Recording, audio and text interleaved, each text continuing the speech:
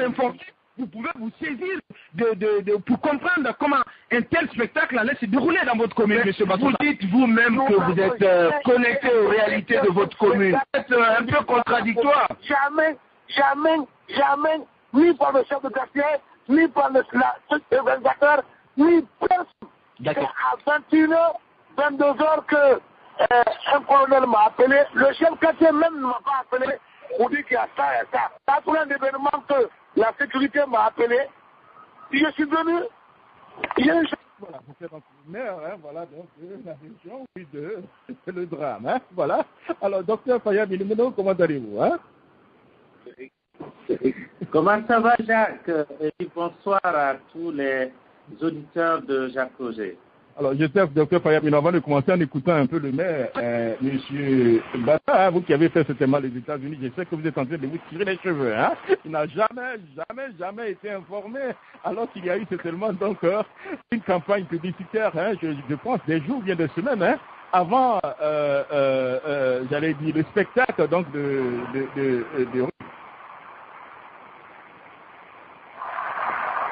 Oui, tout à fait. Jacques, il faut dire que la Guinée va de drame en drame. Allô? Oui, allô, vous êtes en ligne, allez-y. Ah, voilà. À chaque fois que le nom Robané est prononcé aujourd'hui, vraiment, ça cause beaucoup de frayeur au sein de la population guinéenne parce que c'est des enfants. Certains ont à peine 10 ans. À peine 15 ans.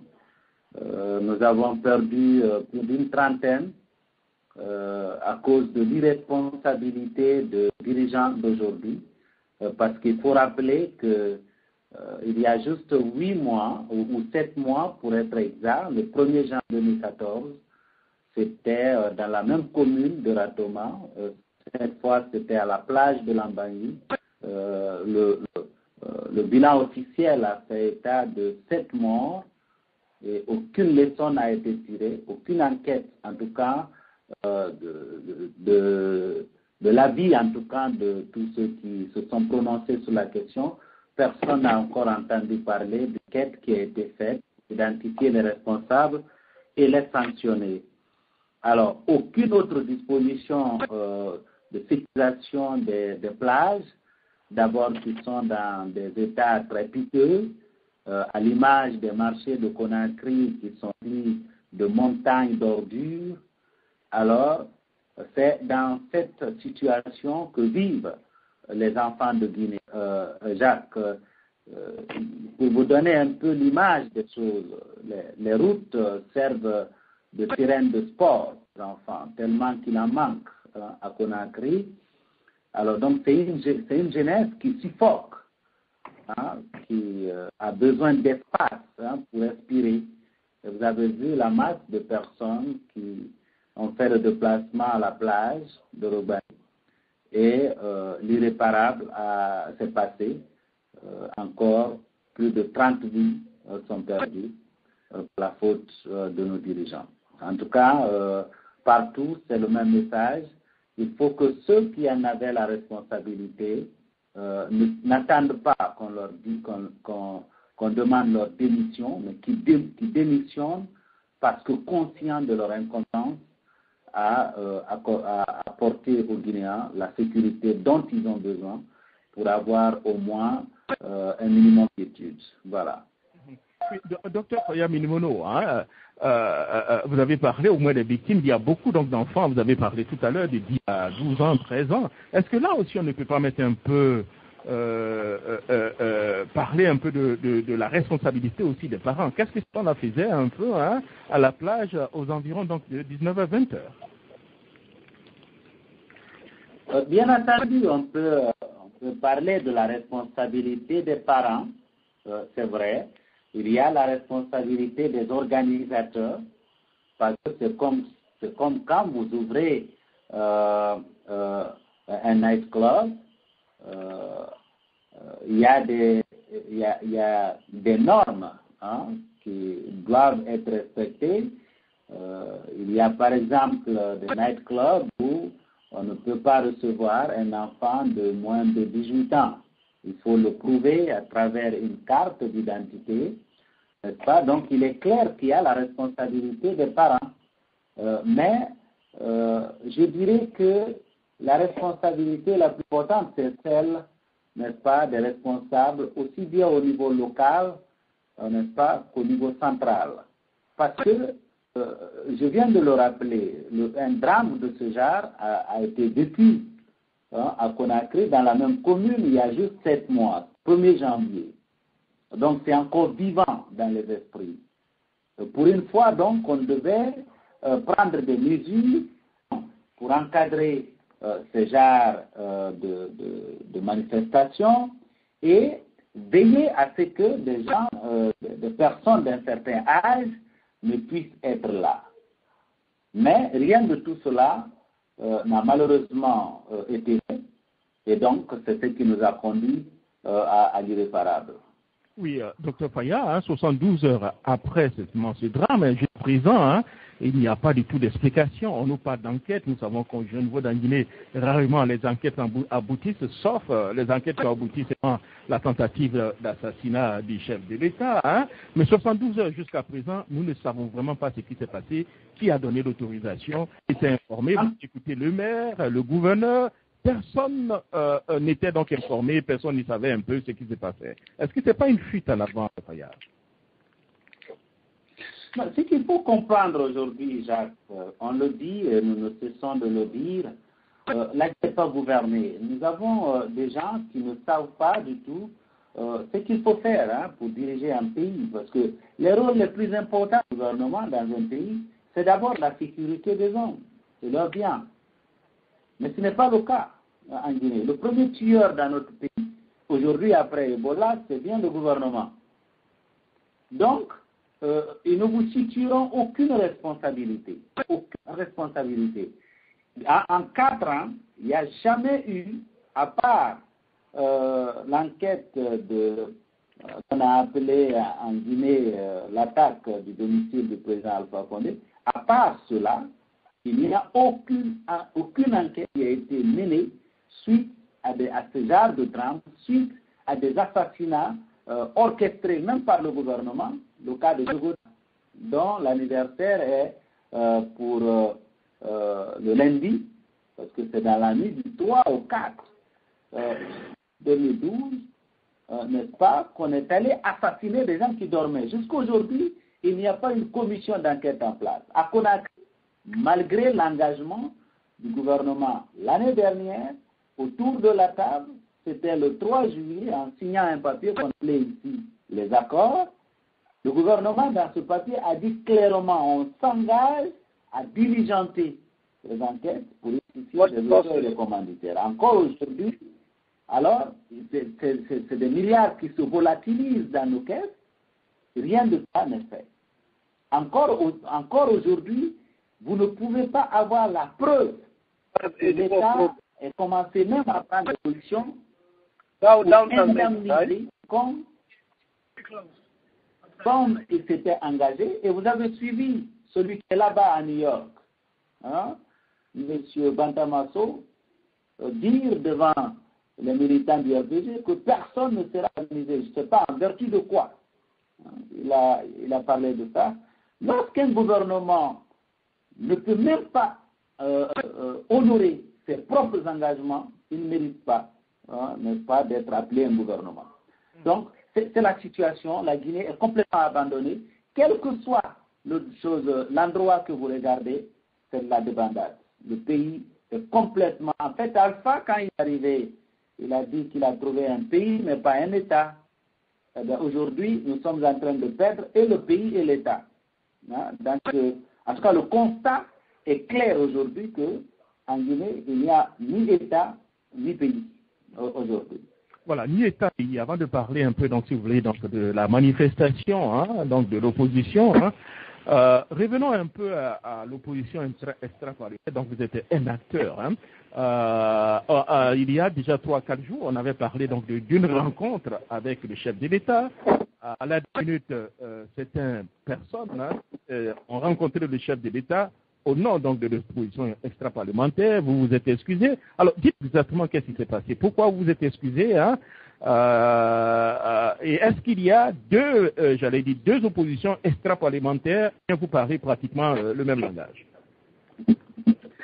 Non, il y a une opposition extra-parlementaire dont certains ont commencé à montrer qu'ils ne sont pas loyaux au texte que nous avons élaboré et signé ensemble. Il faut mettre les points sur les i tout de suite. Pour nous, à l'opposition extra-parlementaire, jusqu'au moment où je parle, nous constatons qu'il n'y a pas eu de rencontre entre le professeur Alpha Condé et l'opposition extra-parlementaire. De quoi il s'agit en fait? Il y a environ 3 semaines, un membre de l'opposition extra-parlementaire informait à l'occasion d'une de nos plénières, les participants à cette plénière, que le président de la République a formulé une invitation à notre intention. C'était qui? Alors tout de suite... Qui vous pouvez donner? Pardon? C'était qui, ce membre? Ou bien pour le moment, vous pouvez ne pas donner son nom? Non, mais on n'a rien à cacher. Écoutez, il s'agit de Bouba Paris, okay. Big Up de l'UNR, qui nous a informés. Alors, tout de suite, les gens ont commencé à réagir. On a dit, bon, prenons notre temps, réfléchissons et voyons en quoi il est opportun ou pas de rencontrer le professeur Alpha Condé. Mais nous n'allons pas réagir dans la précipitation. Nous sommes des partis politiques, donc des personnes censées être responsables. Alors, nous avons pris une semaine pour réfléchir à cela et à la réunion suivante, la question était à l'ordre du jour.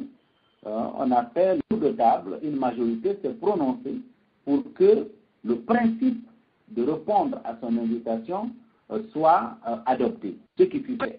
Mais avec la précision que la rencontre se ferait en prenant toutes les dispositions pour éviter une quelque manipulation et pour éviter que l'opposition extra-parlementaire, n'est-ce pas, tombe dans un piège quelconque. Nous savons que le professeur Alpha Condé, depuis quelque temps, a montré de nouveau qu'il n'est pas démocrate, a montré de nouveau qu'il n'est pas un homme de dialogue, a montré de nouveau qu'il n'est pas un homme d'État. Il vous souviendra que l'opposition, dans son ensemble, a dit il y a quelques mois au Premier ministre pour demander un dialogue, surtout par rapport aux accords de l'année dernière qui sont piétinés aujourd'hui. La première réaction du Premier ministre était de dire il n'y a de dialogue aujourd'hui qu'au palais du peuple, comme si dans une république c'est seulement au palais du peuple ou au Congrès, par exemple, pour les États-Unis, qu'on devait avoir un débat. Nous pensons que dans une république, le débat doit se faire, ou le dialogue doit se faire sur chaque mètre carré. Alors, donc, en montrant le mépris pour les textes, il a renvoyé une telle réponse à l'opposition, ce qui était donc un refus de dialogue. Il a fallu que l'opposition prenne 2 mesures pour voir, n'est-ce pas, un dialogue commencer. Première mesure, la mesure de descendre dans la rue. Deuxième mesure, le départ de l'Assemblée de tous les députés, n'est-ce pas, de l'opposition. Les 2 mesures ont donc amené le professeur Alpha Condé à réfléchir et son gouvernement à faire autant. Nous sommes retrouvés donc au Palais du Peuple, avec la modération de quelqu'un qui est nouveau en Guinée, il faut le préciser, il s'agit de Cheikh Sako. Donc il ne comprend pas en fait dans quelle merde il s'est mis. Alors il a dirigé le débat de manière républicaine. Mais il y a une erreur. Encore une fois, j'en viendrai parce que dans ce débat, probablement la question viendra. Il y a une erreur. L'erreur a été que l'opposition se soit précipitée de retourner à l'Assemblée. Il aurait fallu attendre que le dialogue réclamé pour lequel on a quitté l'Assemblée soit conclu. Pas de forme pour le faire.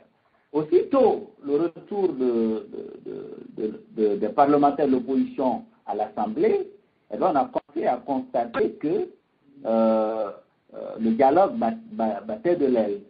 Et puis finalement, nous sommes devant une impasse. Rien ne se fait. Ce qui restait à faire, en fait, on s'est entendu sur tout. Ce qui montre que, en Guinée, l'opposition peut s'entendre avec, n'est-ce pas, la mouvance.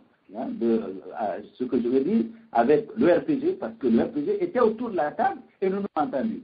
L'opposition peut avoir un dialogue avec des facilitateurs nationaux et qui ont eu le courage, n'est-ce pas, et détermination de dire pour une fois des choses en conformité avec la vérité.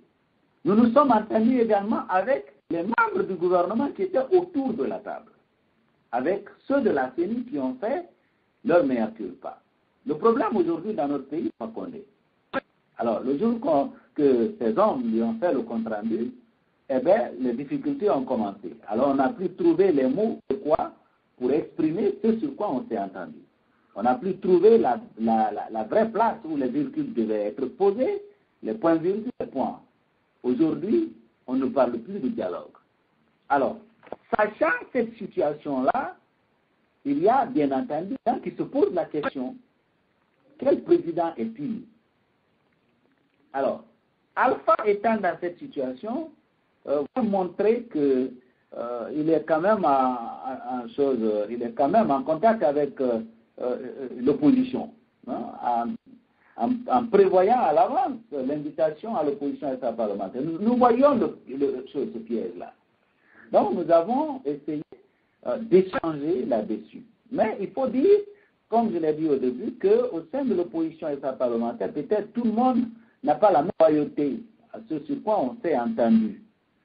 Alors, lorsque le dimanche, une délégation de la présidence a rencontré Bouba, ce qui était prévu, c'était que la délégation rencontre une commission, n'est-ce pas, de l'opposition extra-parlementaire, mais pas un individu. La rencontre a eu lieu entre un individu, fut-il le coordinateur temporaire de l'opposition extra-parlementaire, n'est-ce pas, ce qui était déjà en violation de ce qui avait été dit par rapport à cette rencontre. Alors, il voulait nous rencontrer le dimanche, le même jour, comme si ce n'était pas une invitation qu'il avait faite, comme si c'était un mandat d'amis.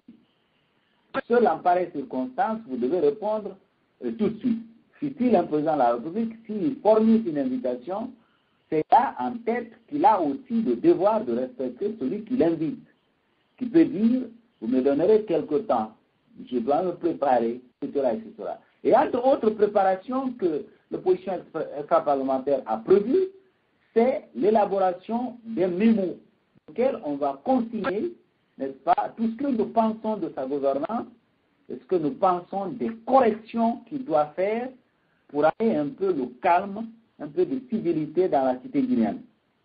Alors, étant donné que tout cela n'était pas prêt, il se précipite de vouloir nous rencontrer, surtout avant son déplacement aux États-Unis d'Amérique. Nous avons vu tout de suite le piège, et donc on a dit pas tout de suite.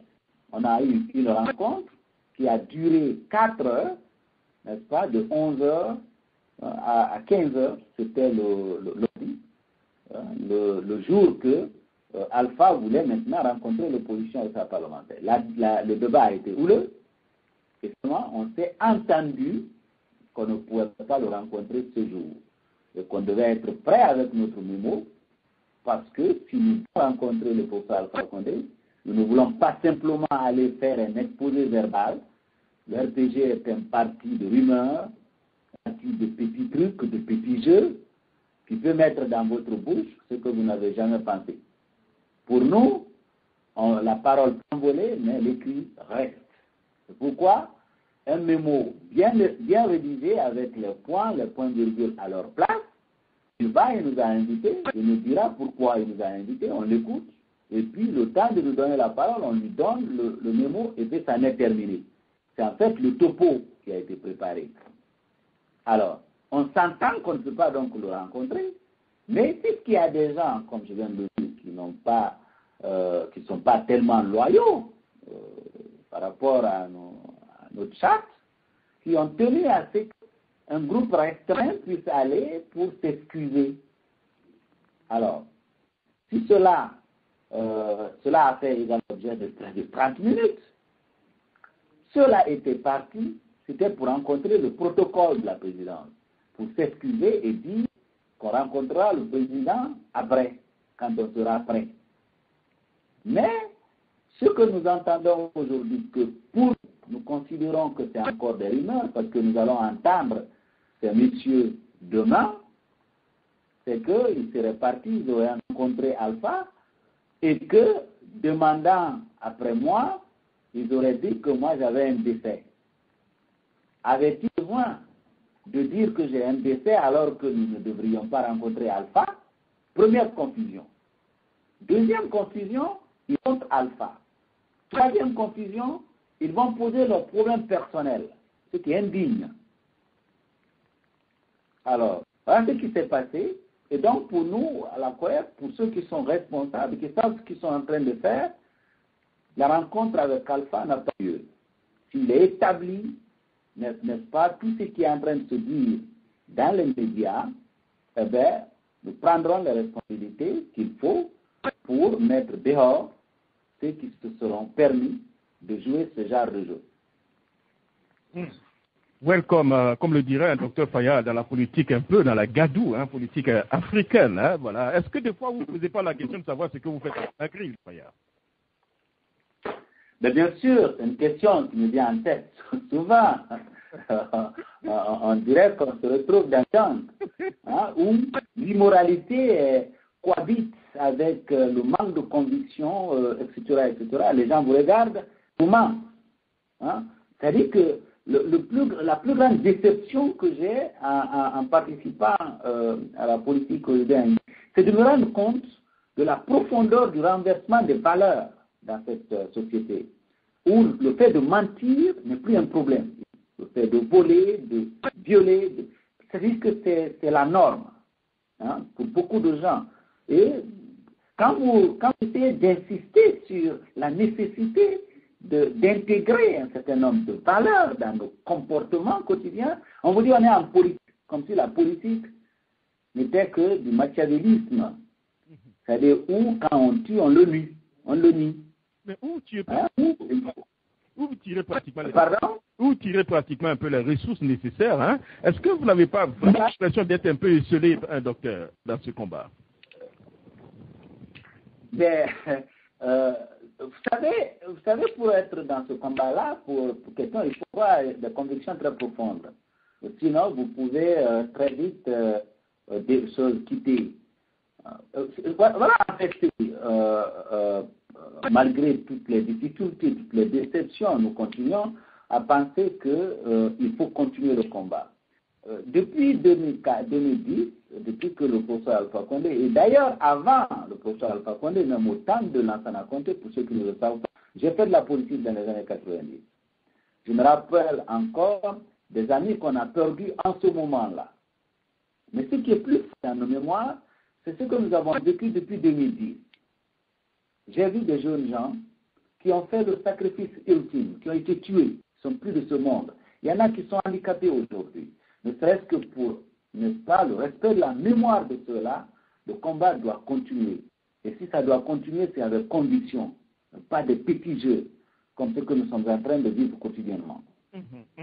Et vous avez parfaitement raison. Hommes de conviction comme vous, docteur Fayad Menimono, il y en a pratiquement, malheureusement, rarement beaucoup en Afrique. Alors, docteur, l'autre question que je vais vous poser, c'est le titre un peu donc des journaux qui nous disent, voilà, l'opposition extra-parlementaire se retire donc de l'opposition républicaine pour des raisons internes. On dit l'opposition extra-parlementaire suspend donc ses activités au sein de l'opposition républicaine. La nouvelle a été donc annoncée par le docteur Fayad Menimono, libéral. D'ailleurs, est-ce que vous confirmez un peu cela? Si oui, dites-nous pourquoi vous vous retirez de l'opposition républicaine. Oui, c'est vrai que nous nous sommes retirés de l'opposition républicaine de façon temporaire. C'est une suspension de notre participation aux activités de l'opposition extra-parlementaire, de l'opposition républicaine, pour des raisons précises. Ça remonte à quand j'étais là-bas aux États-Unis. Après les élections législatives dernières, l'opposition ne s'était pas réunie depuis que la décision a été prise d'aller siéger à l'Assemblée. Il a fallu que l'opposition extra-parlementaire commence à se faire entendre pour qu'il soit initié une rencontre entre l'opposition parlementaire et l'opposition extra-parlementaire dans le cadre de l'opposition républicaine.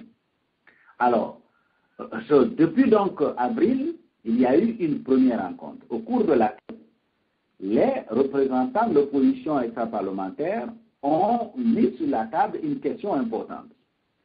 Aujourd'hui, le pas a échoué, c'est le moins qu'on puisse dire. Les Guinéens sont abandonnés à eux-mêmes. La pauvreté est galopante, l'insécurité, la même chose. Il n'y a pas le minimum pour le Guinéen. La division se fait, les affrontements ethniques, c'est devenu très courant. Tout cela réuni fait que les Guinéens n'ont plus qu'un espoir. L'espoir sur l'opposition. En tout cas, une majorité de Guinéens aujourd'hui n'ont d'espoir que sur l'opposition. Mais cet espoir sur l'opposition, ce n'est pas un privilège pour l'opposition, c'est une responsabilité. Une responsabilité dont nous devons assumer avec assez, n'est-ce pas, de Dieu, je dirais. Donc, lorsque la question a été posée, c'était quoi la question? L'opposition ne serait que quand il y a le feu à éteindre. Nous ne pouvons pas avoir raison de la dictature du professeur Alpha Condé aussi longtemps que nous sommes là pour éteindre tous les problèmes qu'il crée. Et il sait en créer. Tous les jours, il en crée. En fait, à la présidence de la République aujourd'hui, on passe à réfléchir comment il faut créer des problèmes. Alors, devant cette situation et constatant que c'est ce qui nous a amené à l'échec en 2013, ce qui nous a amené à la capitulation en 2013, il vous souviendra que le BL contre tous, nous avons affirmé notre singularité en disant n'allez pas là où ça sera l'impasse. Nous n'avons pas été entendus et je crois qu'aujourd'hui ça se montre éloquemment. S'il y avait quelqu'un qui en doutait encore, eh bien, il n'y a plus de doute. Donc, l'opposition fonctionnant de cette façon-là, nous avons pensé que ça ne peut pas, ça ne correspond pas aux aspirations légitimes de ces Guinéens qui comptent sur cette opposition. C'est pourquoi la question a été posée. Il faudrait que l'opposition soit organisée de telle sorte que nous ayons des gens qui réfléchissent et qui nous permettent d'anticiper les événements au lieu de subir les événements. Alors, cela a été bien salué par tous ceux qui sont autour de la table. Une commission a été mise en place, composée à la fois des membres de l'opposition parlementaire et ceux de l'opposition parlementaire. Ça, c'est depuis avril, c'était encore à Washington. Le travail de cette commission a permis l'élaboration des rapports qui a soumis. Bon, le rapport est en souffrance depuis lors. À mon retour, il y a eu une première rencontre qui a appris, en tout cas en ma présence. Ensuite, une deuxième. Alors, je pensais que c'est simplement un problème de manque de temps, mais on a fini par comprendre que c'est parce que les gens ne veulent pas discuter de ce rapport-là. Nous avons profité de quelques rencontres que nous avons quand il y a des problèmes pour souhaiter que cet élément-là, ce rapport, soit mis à débat pour qu'on s'entende sur quelque chose. Pas dans l'intérêt de la COEP, simplement, ni dans l'intérêt du BL, mais dans l'intérêt de toute l'opposition et par ricochet, dans l'intérêt de cette majorité de Guinéens qui fondent, n'est-ce pas, leur espoir aujourd'hui sur l'opposition. Mais nous avons constaté qu'on ne veut même pas qu'il y ait, qu'on inscrive à l'ordre du jour cet élément-là. Alors, il y a un mois environ, l'opposition extra-parlementaire a écrit, n'est-ce pas, à nos amis de l'opposition parlementaire pour leur dire si vous n'acceptez pas qu'on en débatte de cette question, ce n'est pas dans l'intérêt exclusif de la COEP, un parti en particulier de la COEP, c'est dans l'intérêt de tout le monde. Si vous n'acceptez pas qu'on en débatte, nous sommes prêts, nous nous acheminons vers, n'est-ce pas, une conditionnalité que nous allons poser clairement, c'est-à-dire celle de conditionner notre participation à l'examen de ce document. Nous n'avons pas été entendus. Un mois s'est écoulé et la goutte qui a fait déborder le vase est la dernière réunion où nous avons décidé effectivement du meeting qui devait avoir lieu le lundi et qui vient d'être reporté. Ce jour, encore une fois, nous sommes intervenus à 2 ou 3 reprises pour souhaiter que cet élément soit porté à l'ordre du jour. Ça n'a pas été. Moi, j'étais vraiment très très déçu parce que je ne comprends pas que les gens puissent tourner le dos à une mesure qui doit permettre, n'est-ce pas, à l'opposition parlementaire, à l'opposition républicaine d'être plus efficace dans ce combat. Alors, c'est ce qui a amené l'opposition extra-parlementaire le samedi dernier à réexaminer la question et cette fois-ci envoyer une lettre annonçant la suspension de la participation de l'opposition extra-parlementaire aux activités de l'opposition républicaine. Voilà ce qui s'est passé. En fait, il y a aujourd'hui des gens qui essaient de lier les deux faits. L'invitation, la fameuse invitation du professeur Alpha Condé et ça, non. Les deux ne sont pas liés. Hein. Ça, c'est un refus répétitif, n'est-ce pas, d'être attentif à la préoccupation des uns et des autres. Et puisqu'on doit travailler ensemble, il faut que nous développions une intelligence commune. Et pour y arriver, nous avons besoin de nous prêter l'oreille. Si on ne se prête pas l'oreille, ben on se rencontre simplement du temps. Je crois qu'on n'a pas de temps à perdre dans une situation où les gens vivent malheureux. Oui, mais docteur Faya, est-ce que là, vous ne rendez pas compte, aujourd'hui, vous avez certainement, il y a des erreurs qui ont été certainement commises, puisque du point de vue donc, de l'opinion publique, c'est ce que vous aviez dit là, que le président Condé a réussi donc une partie de l'opposition parlementaire, c'est tellement qu'il a réussi donc à payer les uns et les autres, permettez-moi l'expression, et du coup, vous vous retirez un peu donc de l'opposition républicaine. Est-ce que le président Alpha Condé n'est pas en train donc de vous phagocyter, n'est pas en train donc de vous diviser, n'est pas en train de gagner son pari? Non, Jacques, en fait, ce qui doit arriver va arriver. Hein. Je vous ai dit que même dans l'opposition, je dirais, républicaine dans son ensemble, nous savons qu'il y a des gens qui sont des pour ça Alpha Condé. Vous comprenez? Donc, ce n'est pas ce qui va nous empêcher d'exiger que l'opposition républicaine fonctionne normalement. Eh bien, au sein de la COEP, la situation va se décanter. Nous saurons désormais qui est loyal à ce que nous sommes en train de faire, qui ne l'est, et donc nous prendrons des mesures conséquentes. Donc, il n'y a pas d'erreur, à mon avis, à ce niveau-là. Parce que, comme je viens de vous raconter, la décision de suspendre, ce n'est pas du tout lié à cette invitation-là. Si peut-être il y a qui ont pensé qu'il fallait faire coïncider un événement avec un autre, eh bien ça c'est leur calcul. Mais nous avons été guidés exclusivement par le fait que nous avons besoin au sein de l'opposition d'être efficaces et en même temps, il y a la question de... pour nous, ce n'était pas un événement important que le professeur Alpha Condé nous invite.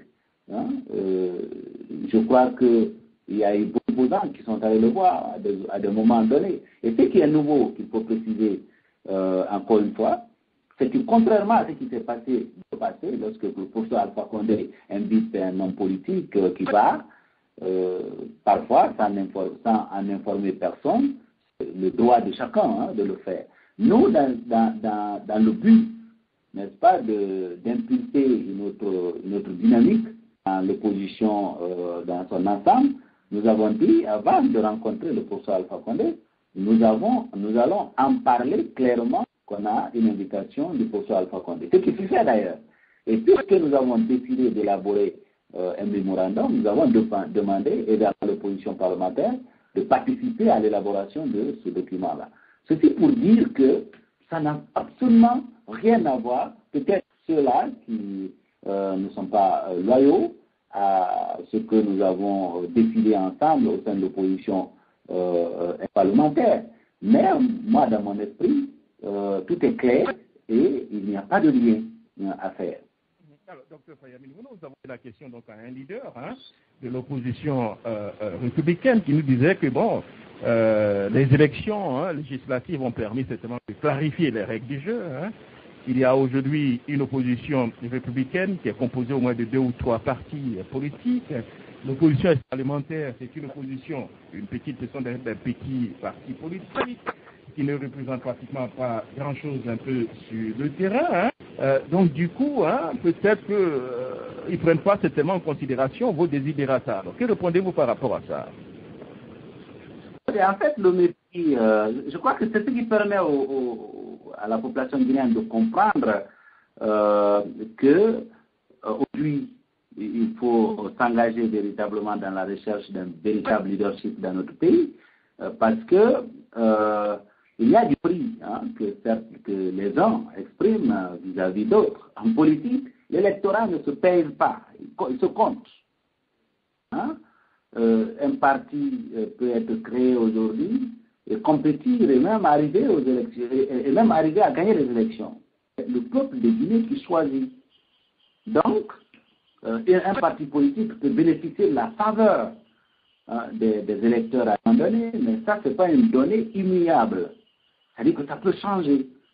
Donc, on ne peut pas se mettre derrière cela pour traiter d'autres avec mépris. Et c'est ce que nous sommes en train de constater. Et c'est ce qui a amené, en fait, les gens de l'opposition et sa parlementaire à se dire si on nous considère comme des petits partis qui n'ont pas ceci, qui n'ont pas cela, mais alors arrêtons. Pourquoi maintenant ils s'inquiètent? Alors, docteur, avant de prendre la réaction donc, la réaction des honorables, certaines personnes disent que les membres qui ont rencontré donc, de l'opposition extra-parlementaire qui ont rencontré le chef de l'État ont perçu donc des perdièmes. Est-ce que vous pouvez confirmer cela? À date, ce que je peux vous dire, ce que je viens de vous dire, c'est que pour l'opposition extra-parlementaire, il n'y a pas eu de rencontre. On n'est pas intéressé de savoir s'il y a une rencontre ou il y a eu perdième ou de ceci ou de cela. Ce n'est pas l'objet, ça n'a pas fait l'objet de débat. Donc je ne crois pas que le fait de militer dans un parti politique vous vaut d'être payé. Non, je ne crois pas. Donc c'est l'opposition extra-parlementaire qui a rencontré. Voilà, d'accord. Alors docteur, avant de prendre la réaction de nos collègues qui sont en ligne, c'est par rapport à la marche donc de mardi qui a été certainement avortée. Est-ce que vous êtes un peu d'accord avec la décision qui a été prise au niveau donc, de l'opposition parlementaire? Est-ce que vous avez participé donc à la rencontre? Non, puisque nous avions annoncé au préalable que nous suspendions la participation de l'opposition extra-parlementaire jusqu'à ce que la question sur la table soit examinée et que nous adopte le rapport dans la forme qui va convenir à tout le monde, nous n'avons pas cru devoir participer à la rencontre d'hier qui a précédé la conférence de presse, au cours de laquelle il a été annoncé effectivement le report à une ultérieure de meeting qui était prévu pour le lundi. Et je crois que c'était une décision, à mon avis, très forte qui a été prise parce que, contrairement à ce que peut-être les mouvanciers peuvent penser que c'est parce qu'il y a un jeu politique que fait le professeur Alpha Condé, parce que à chaque fois qu'Alpha bouge, il boit, il mange à la politique. Même dans le cas d'un drame, il fait de la politique. Ce n'est pas parce qu'il a décrété le deuil d'une semaine, mais parce que nous vivons dans une société qui a des valeurs. Ce que nous venons de vivre, le drame que nous venons de vivre, c'est tous les Guinéens qui sont affligés. C'est tous les Guinéens qui sont atteints et qui ressentent, n'est-ce pas, une douleur très profonde. Donc, par respect pour cela, par respect pour nos valeurs, je crois que c'était une décision de dire nous repoussons, n'est-ce pas, ce meeting-là. Il y a beaucoup d'occasions qui vont se présenter pour ce meeting, mais qu'en ce moment-là où beaucoup de Guinéens sont en larmes, qu'il n'y ait pas ce genre de manifestation. D'accord. Merci beaucoup, docteur Faya Minimono. On va aller directement du côté de l'honorable Ousmane Diallo, qui est dans l'opposition parlementaire. Il vous a écouté. Je ne sais pas s'il a des observations à faire ou bien des questions, honorable. Oui, pour l'essentiel, je pense qu'il n'y a pas beaucoup de choses à dire. Il y a peut-être 2-3 points sur lesquels je ne suis pas du tout d'accord avec Dr Faya. Le premier, c'est-à-dire que ce n'est pas le retour à l'Assemblée nationale précipité ou pas qui justifie le comportement du président de la République. Il sait très bien qu'Alpha Condé, c'est un joueur politique, c'est quelqu'un qui ne prend pas les choses, quelqu'un qui pratique, comme il l'a souligné depuis le début des années 90 au moins, dans la vie politique guinéenne. Donc, ça n'a rien à voir. D'ailleurs, ce retour au Parlement n'a pas du tout servi parce qu'on a été au Parlement une journée. Et puis la session, c'était le jour de la clôture de la session parlementaire. Je ne pense pas du tout que cela ait eu un impact sur le refus d'Alpha Condé d'entériner les accords qui sont issus du dialogue. C'est simplement un joueur politique. Je pense que sur ce point, il est très important de dire ça, parce que maintenant les gens sont retournés. Ce n'était pas un prétexte. Alpha Condé n'a pas besoin de préciser dans son jeu politique, dans son élément, de faire des coups, croyant exactement comme naturel qu'il faut à chaque fois faire des coups, battre, il se croit en compétition où il faut tuer, il faut faire du mal, il faut faire ceci pour se considérer comme gagnant, un politicien à l'ancienne. Je pense que ça c'est très important. La deuxième chose, c'est vrai qu'il est important que l'opposition s'organise, qu'on mette en place des structures qui vont réfléchir sur la durée. Maintenant, je ne pense pas que la démarche aujourd'hui entreprise soit la plus efficace. Ce n'est pas ça. La troisième chose sur laquelle je ne suis pas d'accord, il n'y a pas à l'intérieur des partis politiques, comme vous avez posé la question, en tout cas du point de vue des responsables de l'IFDG, des gens qui auraient un mépris parce que tel ou tel parti serait plus petit que tel autre. Non, ce n'est pas ce type de mépris. Ce n'est pas ça qui empêche la mise en place de cette structure. Simplement, nous sommes dans un pays où même travailler ensemble, les gens l'apprennent. Je pense que moi, personnellement, aucun problème à travailler avec Dr Faya parce que nous avons évolué l'un ou l'autre dans des cultures plus nationalisées, dans des entreprises plus organisées, dans des sociétés plus normées. Il y a des règles. Je pense que même à l'intérieur de notre propre parti politique, c'est plus compliqué de réunir les gens, de travailler ensemble sur des choses. Cette difficulté, il ne faut pas l'occulter.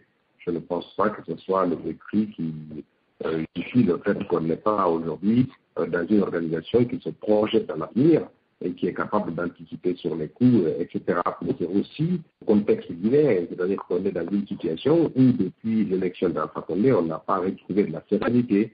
On n'est pas dans un pays normal où on réfléchit, où on travaille, où on apporte de la valeur. On est toujours dans de l'approximation parce que l'actualité guinéenne est toujours une actualité douloureuse, une actualité dangereuse, une actualité inconstante. De violence politique, et on est toujours dans cette démarche-là. Ça empêche forcément de construire des stratégies nouvelles, indispensables pourtant pour rendre une marche très efficace. Bon, pour le reste, je pense que on base sur ça. Il faut se battre sur les valeurs. Il faut se battre aussi sur ces choses, mais c'est peut-être ces moments-là qui sont indispensables, ces moments de flottement actuels, parce que ça a permis quand même de décanter un certain nombre de choses, y compris au niveau de l'opposition extra-parlementaire.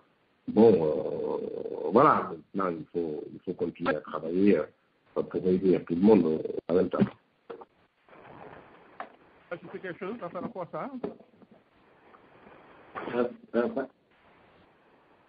Oui, est-ce que vous voulez ajouter quelque chose par rapport aux observations de l'honorable?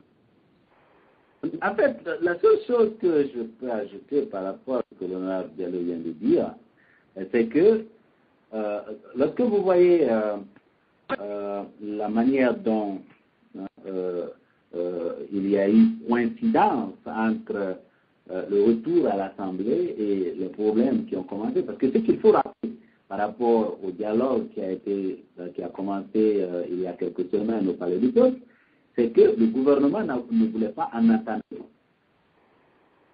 Nous avons encore en mémoire la réponse que le Premier ministre avait réservée à l'opposition en disant « Allez au Parlement, c'est là qu'on fait le débat désormais. Il n'y a pas de débat, il n'y a pas d'autre dialogue. » Je crois que c'était dit de manière claire.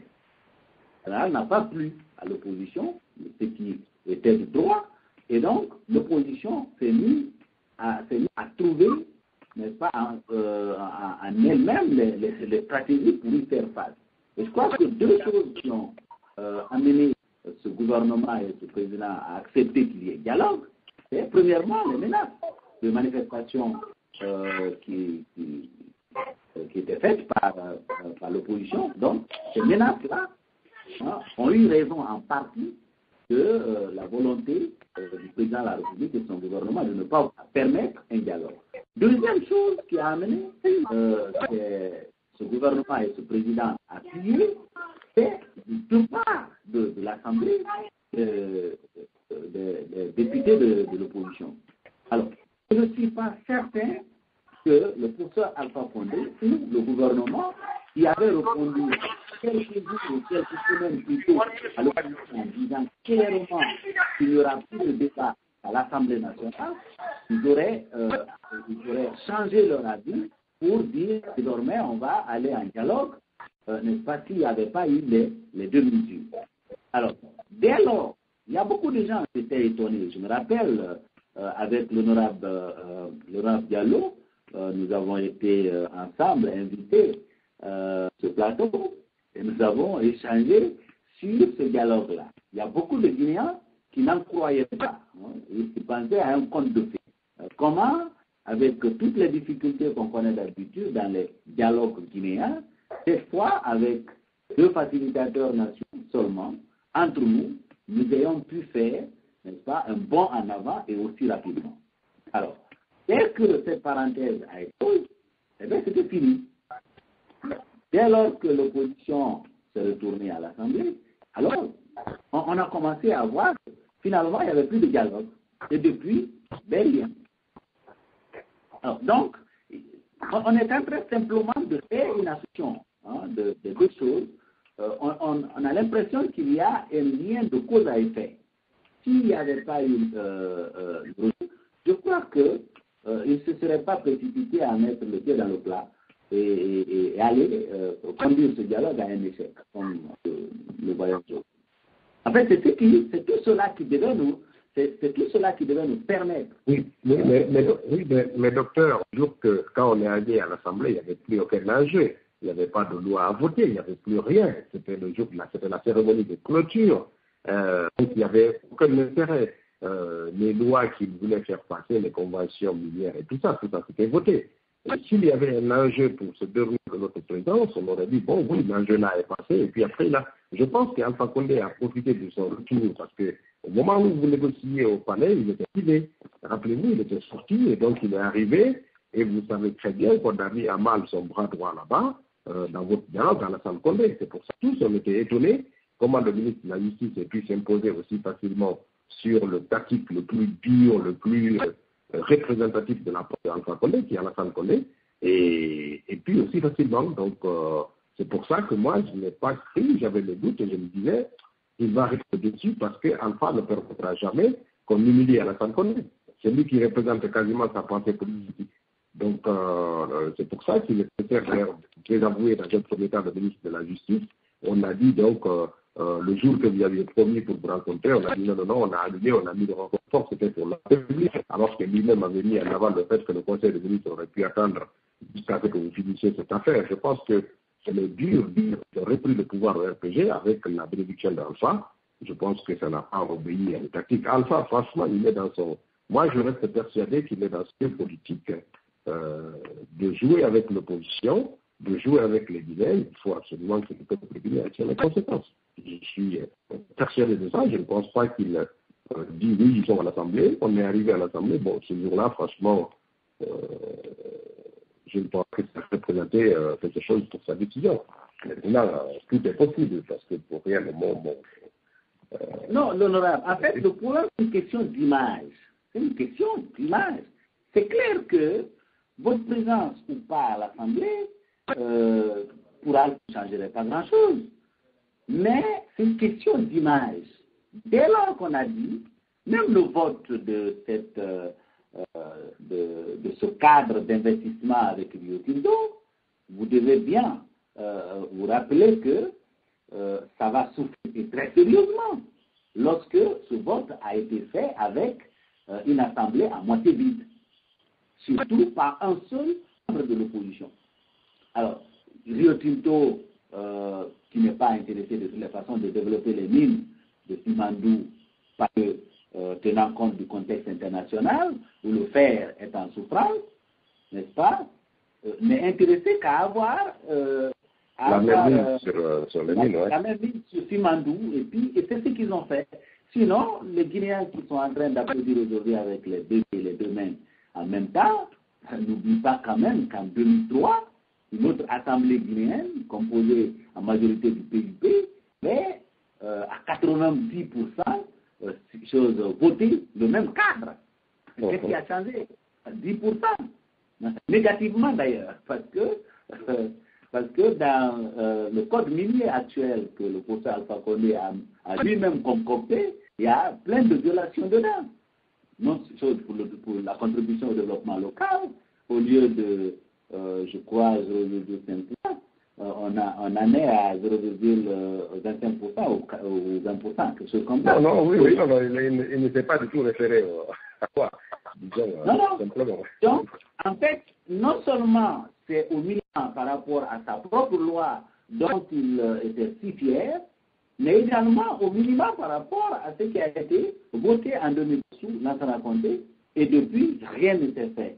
Et de la même manière que rien ne s'est fait, rien ne se fera, parce que je ne suis pas sûr que Rio Tinto va obtenir un investisseur en Guinée qui va mettre son argent, sachant que ce cas d'investissement n'a été voté que par une moitié. Donc, tout ça a fait de la pression sur le professeur Alpha Condé pour dire, écoutez, parce qu'il était à Conakry quand même, lorsque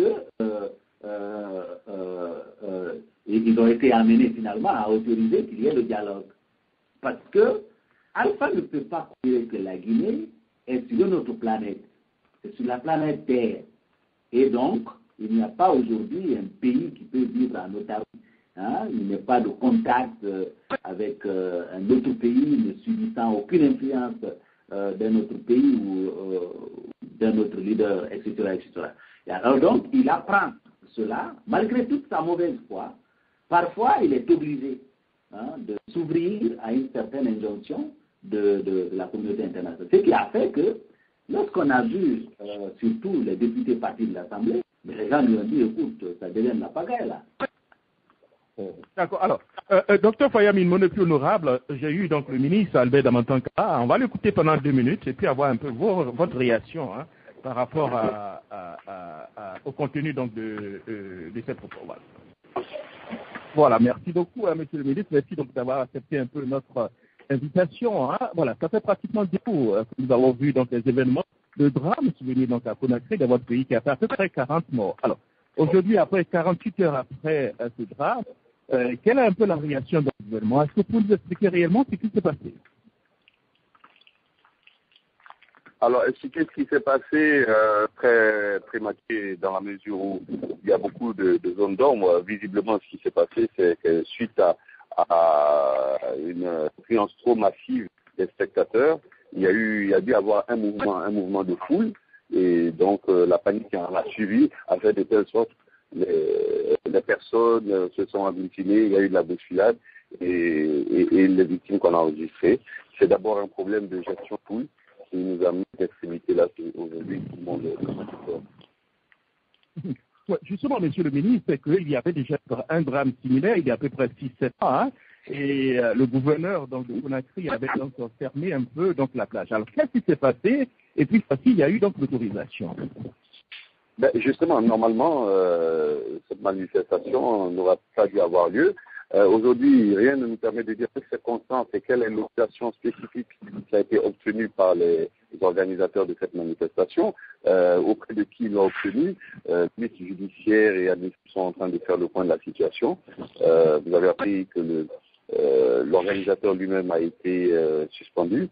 Je crois savoir que certaines personnes ont aujourd'hui été, mais seuls les jours qui viennent nous permettront de dire comment, dans la chaîne de décision, on a laissé le concert changer. Est-ce que c'est parce que des garanties de sécurité avaient été prises? Est-ce que parce que la date n'était pas clairement indiquée, la mesure on avait dit le lendemain de la fête? Il y a encore beaucoup de zones d'ombre qui doivent être levées avant qu'on tire des conclusions. Mais selon le chef de l'État général, il y a de savoir comment ceci s'est mis en place et pourquoi un minimum de mesures de sécurité n'ont pas été informés à l'avance qu'il y a à avoir ce concert-là. En tout cas, c'était chargé de pouvoir interdire cette manifestation. Visiblement, n'ont pas été informés suffisamment à temps pour pouvoir prévenir. Mais comme je le dis, seuls seules les investigations qui sont actuellement permettront de déterminer réellement les responsabilités des uns et des autres et le niveau de ces responsabilités-là. Généralement en Afrique, la justice, elle est un peu lente. Hein. Certaines personnes préconisent une enquête parlementaire. Est-ce que vous serez favorable à cela? Bon, l'Assemblée nationale représente le peuple. Est-ce que c'est perdu d'avoir une enquête parlementaire?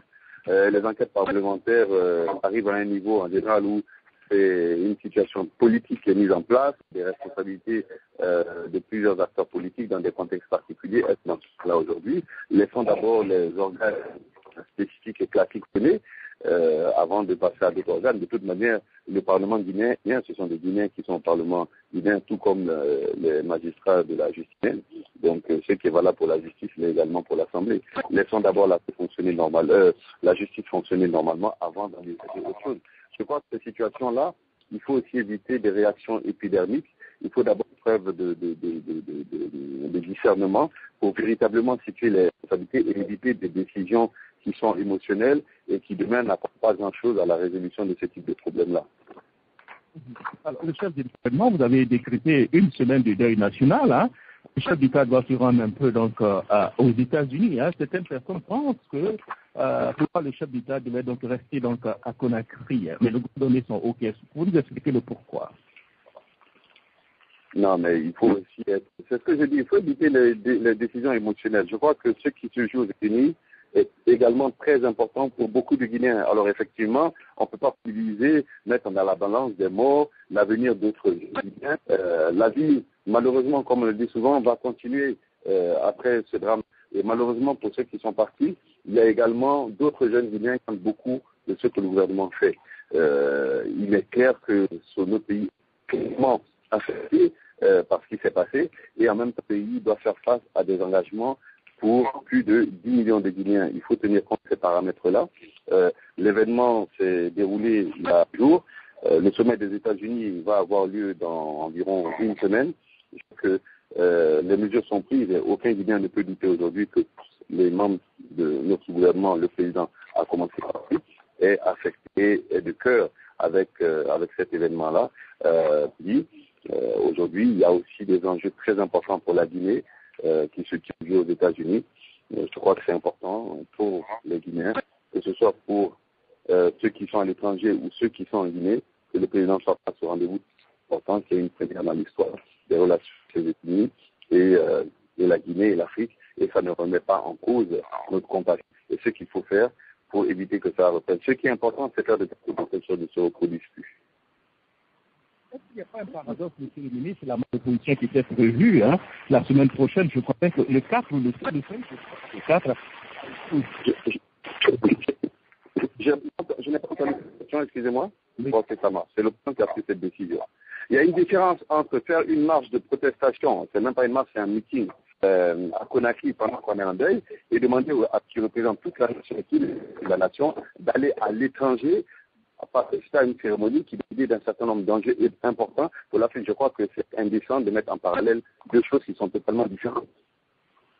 Alors, la toute dernière question, monsieur, par rapport à la situation sociopolitique dans votre pays, en début, donc, vers le milieu donc, du mois, ou bien début donc, du mois de juillet, il y a eu donc des négociations entre les partis politiques, il y avait eu donc des accords. À la dernière minute, il y a des difficultés pour paraphèse, j'ai signé ces accords. Quelle est donc la réaction du gouvernement par rapport à ce qui se passe? Non, ce qui fait qu'effectivement, sur demande de l'opposition, nous avons repris un certain nombre de discussions pour voir le niveau de gestion des accords du 3 juillet. Sur l'ensemble du processus, nous sommes mis d'accord pour voir que les choses avançaient, mis à part quelques points qui méritaient d'avoir plus d'appui, notamment l'organisation de la CENI, ça ne relevait pas du gouvernement, mais l'action de la CENI sur le terrain, vis-à-vis de laquelle nous avons tous très peu de visibilité. Ça, c'était le premier point sur lequel tout le monde était d'accord. Ensuite, il y avait l'action de l'opérateur, et c'est là qu'il y a un point d'achoppement.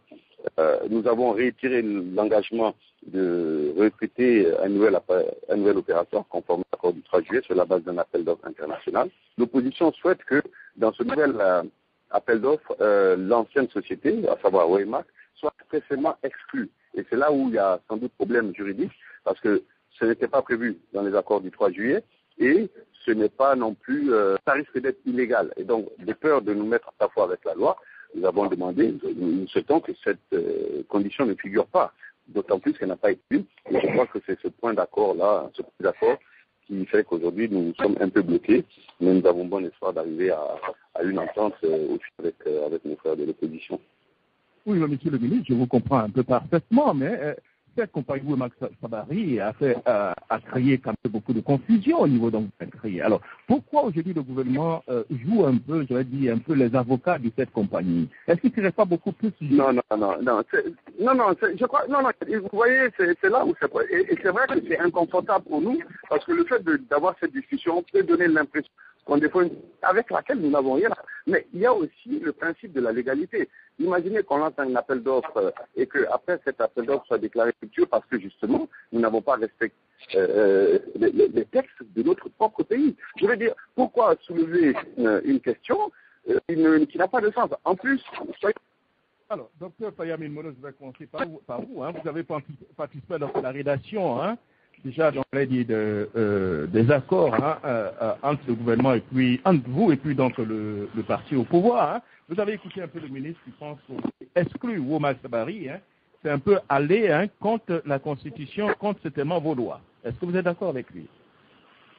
Écoutez, en écoutant le ministre porte-parole du gouvernement, je relève 3 ou 4 choses. La première, monsieur le ministre nous dit, comme s'il n'était pas à Conakry, parce que quand on parle de l'événement qui a eu lieu à la plage de Roubané, eh bien, ce n'est pas quelque chose qui se fait clandestinement. Il y a la publicité qui est faite des semaines à l'avant pour mobiliser un monde aussi important à la plage. Eh bien, il y a eu un effort véritable de marketing. Quand on vous dit qu'en fait, on n'a pas de gouvernement, on n'a pas de président, c'est des gens qui vivent peut-être physiquement en Guinée, mais ils ne sont pas là en esprit. Ils n'ont aucune émotion pour ce pays. Et donc, ils n'ont aucune attache véritable avec les problèmes qui concernent ce pays. Ça, c'est la première chose qu'il faut relever. La deuxième chose, monsieur le ministre porte-parole du gouvernement veut qualifier d'émotion certaines réactions. Vous lui avez posé la question, est-ce que ça ne valait pas la peine que monsieur le président renonce à son voyage en Amérique, aux États-Unis? C'est de l'émotion que Sirleaf du Libéria n'a pas choisi d'aller aux États-Unis. Est-ce que le gouvernement du professeur Alpha Condé et M. Damatan Kamara en particulier pensent que le tourisme d'Alpha Condé à Washington peut amener quelque chose à la Guinée que Sirleaf n'amènerait pas au Libéria si elle avait fait le déplacement? C'est une question de responsabilité, une question d'empathie vis-à-vis de son propre peuple. Et si nous avons vu aussi le Léonais renoncer de part à Washington, est-ce que c'est l'émotion? Non, ce n'est pas de l'émotion. Et il faut rappeler quelques faits. Monsieur le président Fakonde a continué à voyager. Il est allé, c'était à Abidjan, puis il a continué d'ailleurs à Brazzaville l'année dernière, lorsque les Guinéens se tuaient au sud. C'était à Koulé, en Zéro-Corée, et à Beila. Il a fait des tonnes de critiques pour qu'il décrète un jour le deuil national. C'est irresponsable. Maintenant, pour parler de choses, je crois que quand on dit que pour 2015, il y aura recrutement d'un nouvel opérateur, ça veut dire quoi? C'est-à-dire que même un enfant de la 6e, c'est la différence entre un nouvel opérateur et l'opérateur qui est là est décrié, à cause duquel on a vu mourir au moins 60 personnes. Ça, c'est un Français qu'on parle. Il nous dit lui-même, on doit recruter un nouvel opérateur. Et il y a déjà un opérateur avec nous. Si on a la nécessité de recruter un nouvel opérateur, pourquoi ne garderions-nous pas l'ancien s'il était bon? Et le problème avec ce gouvernement, c'est un problème de responsabilité. C'est un gouvernement qui montre le sens d'irresponsabilité au plus haut niveau. Il y a eu 50 morts, 60 presque morts à cause de Wema Sabari. Il y a eu des centaines qui ont été blessés, il y en a des milliers qui ont été emprisonnés, et il y a des milliards qui ont été perdus. Les mêmes milliards que ce gouvernement n'est pas capable de produire en Guinée, n'est-ce pas, depuis 4 ans qu'il est au pouvoir.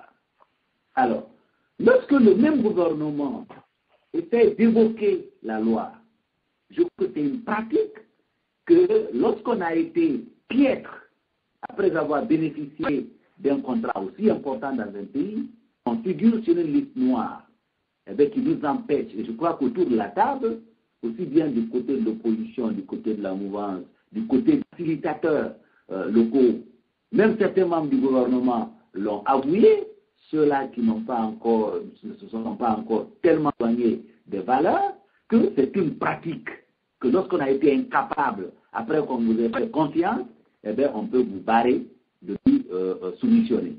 Puisque le professeur Alpha Condé ne peut pas gagner les élections en Guinée, si Wemak n'est pas à côté, si Paris n'est pas à côté pour manipuler les choses, ça se comprend bien. Mais cette fois-ci, nous disons ceci, ça ne marchera pas. Ça ne marchera pas. Et là, nous le leur promettons. Ce n'est pas pour rien qu'au sein de l'opposition, nous sommes en train de faire une sorte d'atterrissement. Parce que nous avons besoin d'être plus poignants dans nos choses, plus pointus dans nos réflexions, pour trouver des stratégies qu'il faut pour comment débarrasser le pays de la gouvernance d'aujourd'hui. Merci beaucoup, honorable Ousmane Dial Gawal. Est-ce que vous avez des observations à faire passer à Chérif et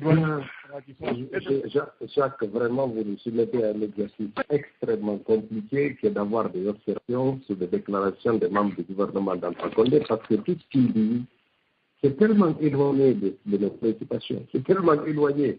Moi-même, j'ai écouté Damantan Camara qui essaie de faire bonne figure chaque fois qu'il prend la parole. Mais voilà, le mensonge prend le dessus. Je suis désolé d'employer ce mot, mais c'est terrible. Quand il entend un ministre comme ça dire qu'il y a cette manifestation, ils n'étaient pas informés. Les gens qui doivent intervenir n'étaient pas informés. Je veux dire, vous allez dans les rues de Conakry, il y a les pancartes partout qui affichaient, qui a fait la publicité passée, même à la radio nationale, pour annoncer cet événement, dans un lieu qui est interdit.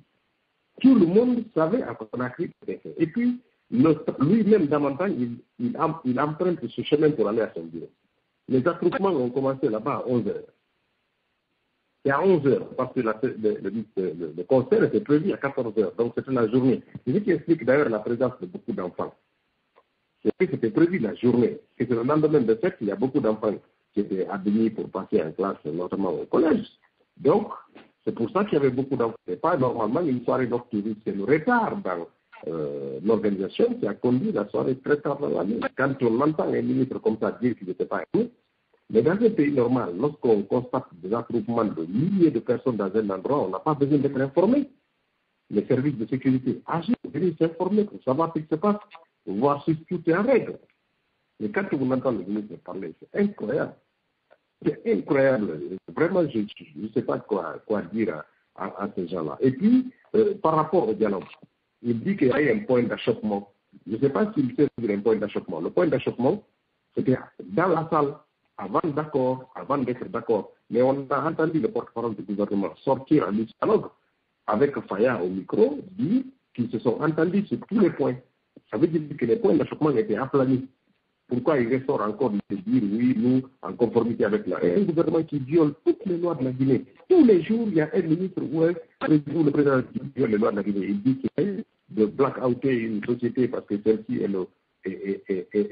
la cause du malheur du peuple de Guinée. Il veut se mettre en côté. Un gouvernement qui n'hésite pas à tuer ses propres fils peut dire que lui, il craint de dire qu'une société ne va pas être partie prenante dans un appel d'offres. Je pense qu'il faut qu'ils arrêtent ça. C'est vraiment quelque chose qui n'a pas beaucoup d'importance. Ce gouvernement veut créer le chaos en Guinée. S'il s'y prend bien, il va vers la réalisation de cet objectif-là. Franchement, il n'y a rien à dire de ces déclarations selon le gouvernement. C'est décevant. Merci beaucoup. Voilà, honorable Dr Fayamil Mono. Voilà. Alors, je crois que mon ami Chérif, voilà, piaffe d'impatience, et puis doyen Latmara, le grand Chérif, vous êtes en ligne.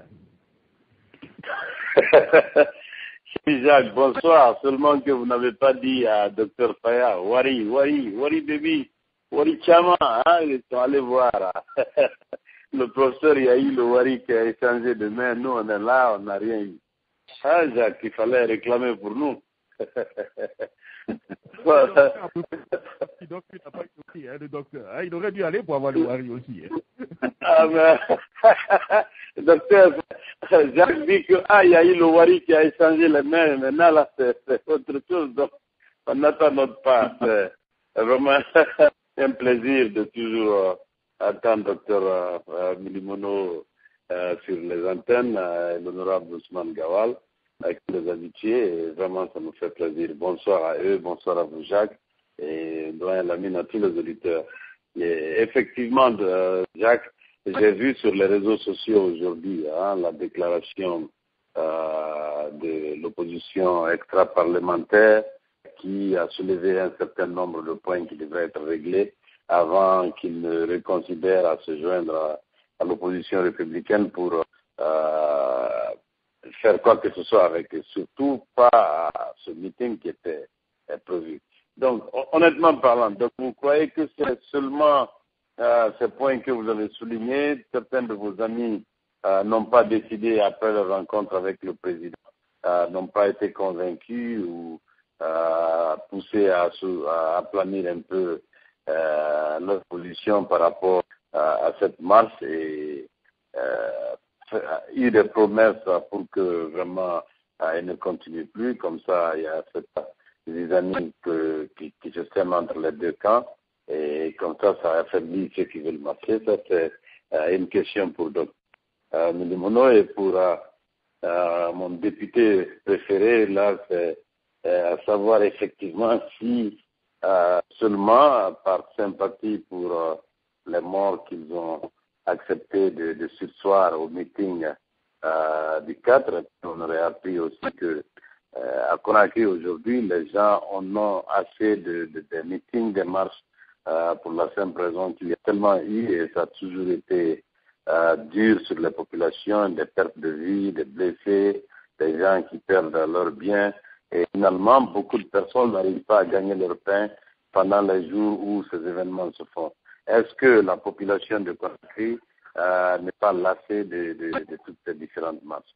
Voilà, je sais que le temps fait défaut et on est très nombreux en ligne, donc je veux poser ces deux questions. Si l'opportunité m'est donnée, je reviendrai pour d'autres. Docteur Fayad.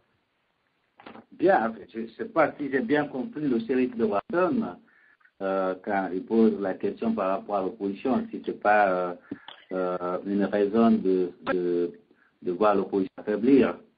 Je ne sais pas si j'ai compris très bien cette donc, première question. Bon, je ne crois pas. Je vais essayer de reformuler la question. Est-ce que vous ne trouvez pas, par exemple, que vos amis ont rencontré le professeur, ont été convaincus, ou il les a tenu un discours qui les a rassurés de sorte à ne plus vouloir participer à ces différentes marches? Non, je ne crois pas. Je ne crois pas que ce soit cela. Si c'est le cas, de toutes les façons, comme vous le savez, on peut faire l'analogie du corps humain.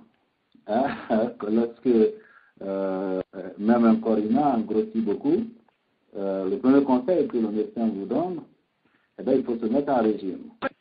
Ça permettra de faire un certain assainissement, une certaine épuration pour libérer un peu les veines et permettre une bonne circulation sanguine et donc une bonne distribution de l'oxygène dans tout l'organisme. Je l'ai dit parfois, c'est bon de vouloir coûte que coûte avoir tout le monde, mais ça a un prix aussi. Le prix, c'est d'avoir n'importe quoi aussi. Je crois que tout cela permettra à l'opposition de tirer des enseignements et de savoir se focaliser sur des choses essentielles en sachant, n'est-ce pas, choisir ceux avec qui le travail sera fait. Nous savons que dans notre histoire politique, il y a toujours des gens qui ont joué comme rôle d'être à gauche pour manger à droite. Hein? Pour manger à droite. En fait, c'est la politique en Guinée. Hein? Quand vous attaquez cela pour dire, écoutez, vous faites preuve de manque de conviction, on dit, mais on est en politique. Hein? En fait, la politique en Guinée, c'est quand on clignote à gauche, on va à droite. Attention, docteur, vous parlez de Jean-Marie Doré, là. Non, je parle de personne. Écoute, je parle d'opposants. Je parle d'opposants. Maintenant, il y a deux oppositions. Maintenant, l'opposition s'oppose à l'opposition. C'est ce cas qu'on joue. Donc, le maître politicien de Conakry a réussi son coup de maître, alors. Non, ce que je veux dire, c'est que l'opposition sortira, si vous voulez, gagnante dans cet exercice parce que ça nous permet en fait de voir qui est en train de faire quoi, qui se bat pour quoi. Je crois que si nous pouvons avoir l'opportunité de ce nettoyage-là, eh bien, la graine qui va rester sera, à mon avis, féconde pour nous permettre d'atteindre l'objectif que nous nous sommes fixés. Par rapport à la question de la population guinéenne qui est attirée par les manifestations, je vais vous dire ceci, mon frère. Si vous voyez les conditions dans lesquelles la Guinée ou les Guinéens vivent aujourd'hui, vous comprendrez pourquoi le jour que l'opposition va dire il y a manifestation, vous verrez des milliers et des milliers de personnes dans la rue. Parce qu'il n'y a plus d'alternative pour eux. Même ceux qui encore hier, quoi, comme aux États-Unis, je crois, il y a de moins en moins de personnes qui semblent entonner la chanson Alpha Condé. C'est parce que ça ne va pas. Parce que de toutes les façons, si vous savez que vous allez mourir de toutes les façons, eh bien vous allez vous battre. Au moins pour mourir honorablement. Comme un député. Si, par exemple, il n'y avait pas ce drame, très honnêtement, s'il n'y avait pas ce drame, et que l'opposition avait organisé le meeting, vous trouveriez le stade, n'est-ce pas, de l'esplanade de victimes complètement bourré. Et des gens, même dans les quartiers. Ça, je peux vous l'assurer. Il suffit de se promener dans les quartiers pour se rendre compte. Les Guinéens, d'abord, quand on vous parle en Guinée de baisse de l'inflation, hein, le gouvernement se félicite aujourd'hui qu'il y ait inflation. J'essaie d'expliquer ça aux Guinéens pour comprendre.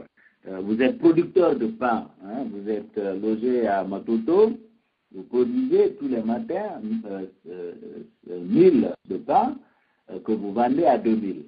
Hein. Soudain, vous vous rendez compte que 2, 3, 4 jours, il y a 300 000 de pain. Vous allez vous dire quoi? Je crois que je suis en train de laisser des gens derrière. La première mesure, je vais enlever 200 pour permettre de repêcher ceux qui n'ont plus 2000, mais qui n'ont que 1800. Ben, tu constates que, malgré tout, il y a encore 250 qui ne s'achètent pas.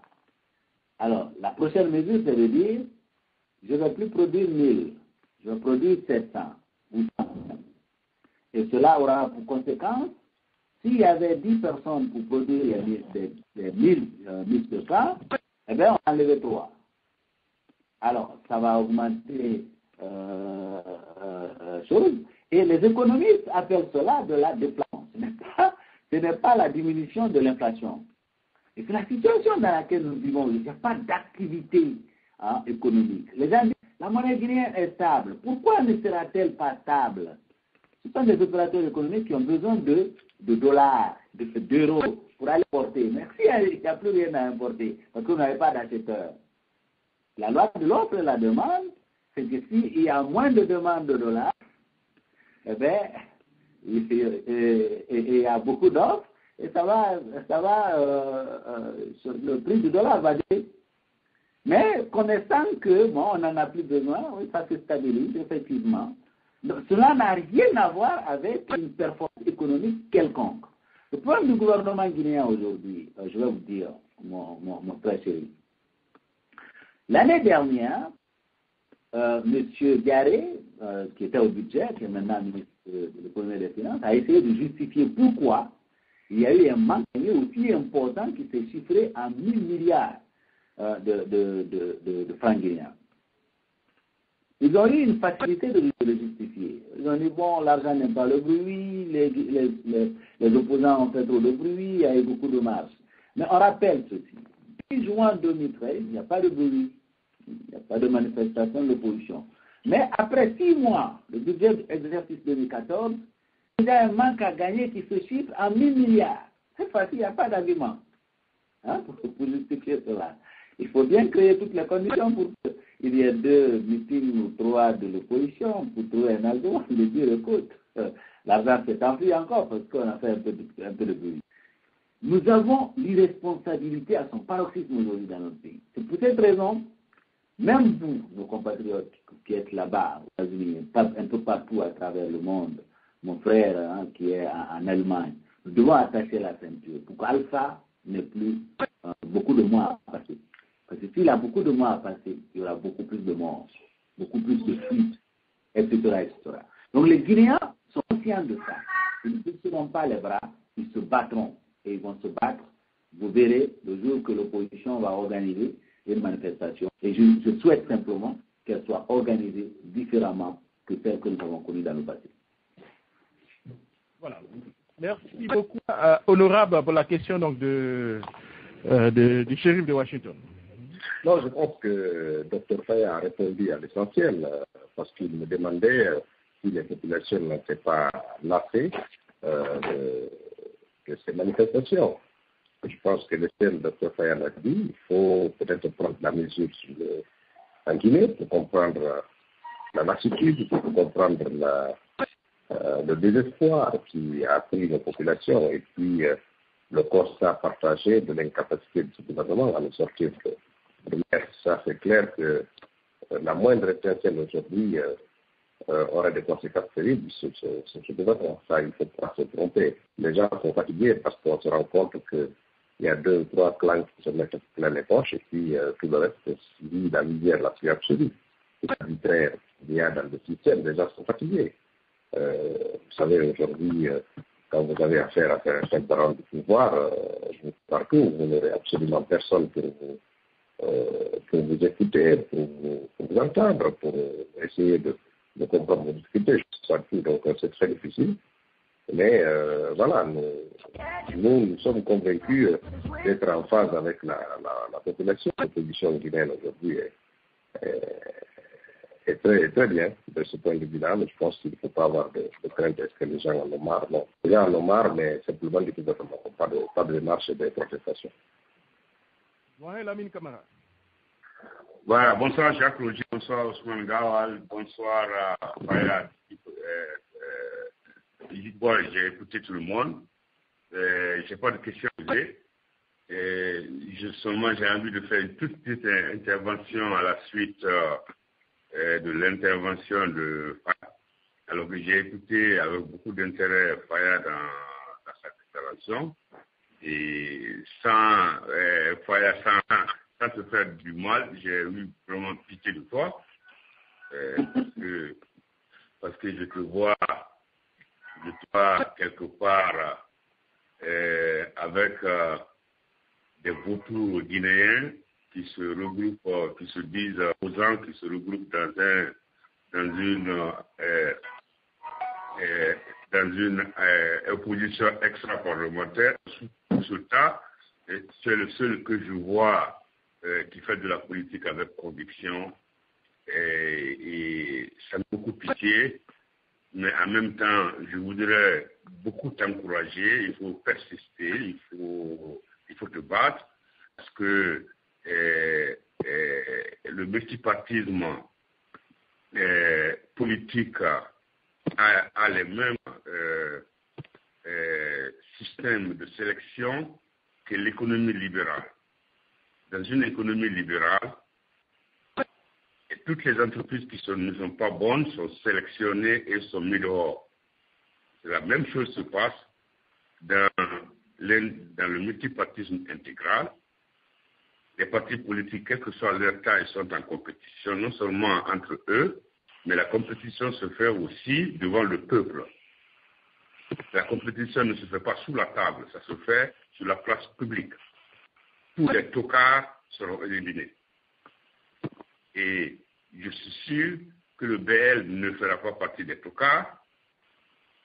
Mais donc, ça, honnêtement, ça me fait plaisir quand je t'ai entendu ce soir. En même temps, tu me fais pied. Il dit, mon gars, il dit, mon frère a choisi un chemin très long.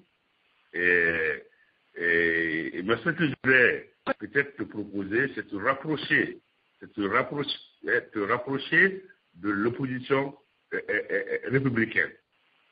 Il faut venir vers l'opposition républicaine mais cette opposition extra-parlementaire qu'on a aujourd'hui à Conakry, tu vas avoir des problèmes avec ces gens tous les jours. Parce que ces gens-là ne sont pas au sérieux, ils sont en train de chercher des petits postes par là. La dernière fois, j'ai entendu que Mohamed Lamine Kaba, qui était devenu un grand, comment on a ça, et qu'à la rencontre avec Alpha Condé, qu'il a été traité de manière spéciale par Alpha Condé. Bon, voilà, encore, heureusement que nous sommes dans le multipartisme, la sélection lui a touché, il va être mis dehors. Baïdi Haribou a intérêt à se chercher un autre leader qui va porter son flambeau, tout sauf Alpha Condé, parce que ce Lamine Kaba, ça, ce sont des gens qui cherchent à provoquer Alpha Condé, qui cherchent à se faire remarquer pour que Alpha Condé leur trouve quelque chose. Mais j'ai l'impression qu'il vient tard, il y a trop de militants de la 25e heure autour de Alpha Condé aujourd'hui, et ça ne marchera plus, et il va perdre son temps. Et je termine rapidement en faisant un petit commentaire sur ce que Damantan Kamara a dit tout à l'heure. Faya, si tu te souviens, il n'y a pas longtemps, dans ce même débat, tu parlais de Cheikh Sako. Je dis attention, tous ces gens-là dansent au son de tam-tam de Alpha Condé. Ce qu'il vous dit dans une réunion, c'est pas ça qui va se passer. Et malheureusement, j'ai eu encore raison. Donc, je sais que tout le monde connaît Alpha Condé maintenant. Je sais que chaque fois qu'il y a l'occasion à un dialogue, allons-y au dialogue. La politique se fait aussi avec le dialogue. Allons-y au dialogue. Ça permet au peuple de connaître tous les jours Alpha Condé. Ça permet à nos partenaires étrangers de connaître tous les jours Alpha Condé. Et c'est comme ça qu'il va être facile de le déboulonner. Donc, ne refusez jamais le dialogue, allez-y, parce qu'il ne va jamais respecter les résultats d'un dialogue, même quand c'est initié par lui, parce qu'Alpha Condé, ce que beaucoup de gens ne comprennent pas. Alpha Condé, il s'en fout du Parlement guinéen, il s'en fout du RPG, il s'en fout des ministres de son gouvernement, il ne connaît que lui seul. Il ne prend personne en Guinée au sérieux, aucun. Il n'a de l'égard pour aucun Guinéen. Pour lui, tout Guinée c'est des moutons noirs, il est le seul mouton blanc. Donc quand j'entends l'autre l'a dire tout à l'heure, Damantan, qu'eux, ils n'étaient pas au courant que le concert va s'organiser dans la ville de à Kaouya, alors que partout, il y a des placards partout. C'est la même chose que l'honorable Damaro nous a dit encore hier. Quand je l'ai rappelé, il dit que non, ils ne sont pas là pour regarder les pancartes, ce n'est pas leur travail, ce n'est pas le travail du ministre, ce n'est pas le travail de l'Allemagne. J'ai dit, mais écoutez, quand vous partez chez vous, vous voyez ces panneaux publicitaires, alors qu'il y a eu une interdiction. Il m'a donné la même réponse que que l'a dit aujourd'hui, comment ça s'appelle, Damontan Camara a dit, et si Jacques Roger me permet, avant que la conclusion n'arrive, hier, quand Damoro dit hier, la mine, on te prend pour le malinqué de service. Jacques Roger. Le on là, c'est qui le on là? Parce qu'il a parlé français. Chacun de nous comprend français. Il dit on te prend pour le malinqué de service. Damoro est dans ce on, oui ou non? C'est ça la question. Et quand un politicien de la taille d'un député de parlement et de surcroît président de l'Assemblée du groupe parlementaire du pouvoir à l'Assemblée nationale, s'amuse à sortir une petite phrase comme ça. Si c'était en Allemagne, il allait perdre son poste de député. Si c'était en France, aux États-Unis, partout dans le monde, on ne peut pas s'amuser quand on est responsable politique, même si on a son opinion personnelle, il faut le garder. Mais dans un débat public, on ne peut pas traiter un citoyen de la République, dire qu'on dit que toi, tu es malinqué de l'UFDG.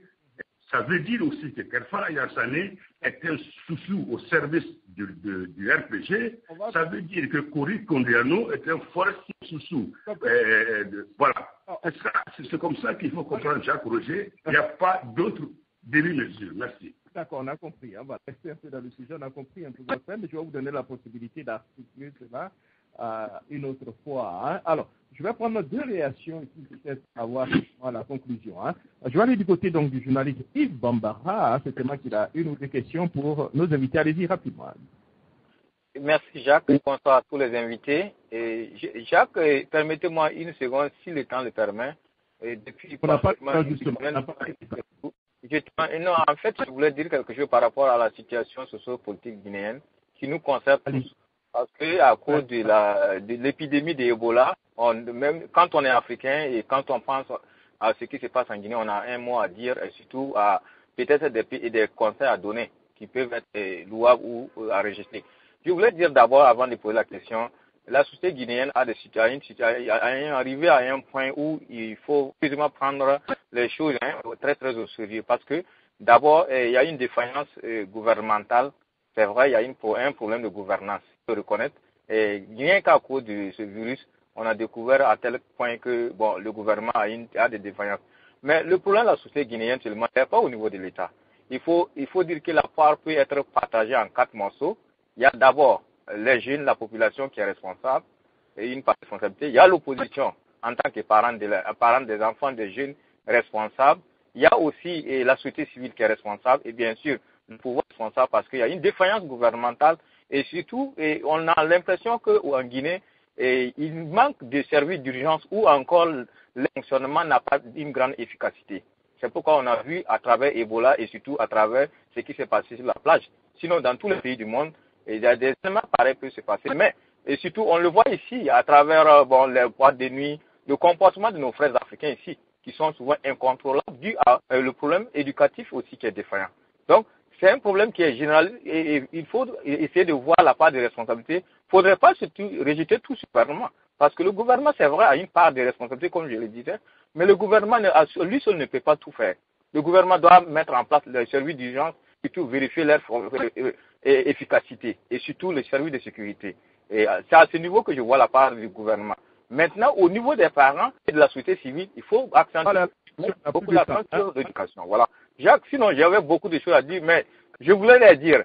Et si vous continuez à l'ère où nous sommes, pensez-vous à tout le monde, pensez-vous qu'il est l'heure, il n'est pas temps d'effacer les discours, les langages ou les terminologies un peu ethniques pour faire face réellement ou encore aider le gouvernement à redresser la situation qui est très sérieuse pour l'Afrique de l'Ouest et surtout peut-être même pour toute l'Afrique entière compte tenu de ce que nous avons vu à travers les deux événements malheureux de janvier et de la semaine dernière. Et surtout, aider le gouvernement, c'est-à-dire à quoi faire? Aider, c'est-à-dire est-ce qu'il n'est pas temps de s'asseoir, faire débat au niveau de l'Assemblée chaque fois parce que moi j'ai eu l'impression que l'opposition même et le parti ont tous laissé la main libre ou bien rejeté toute la responsabilité étatique au président.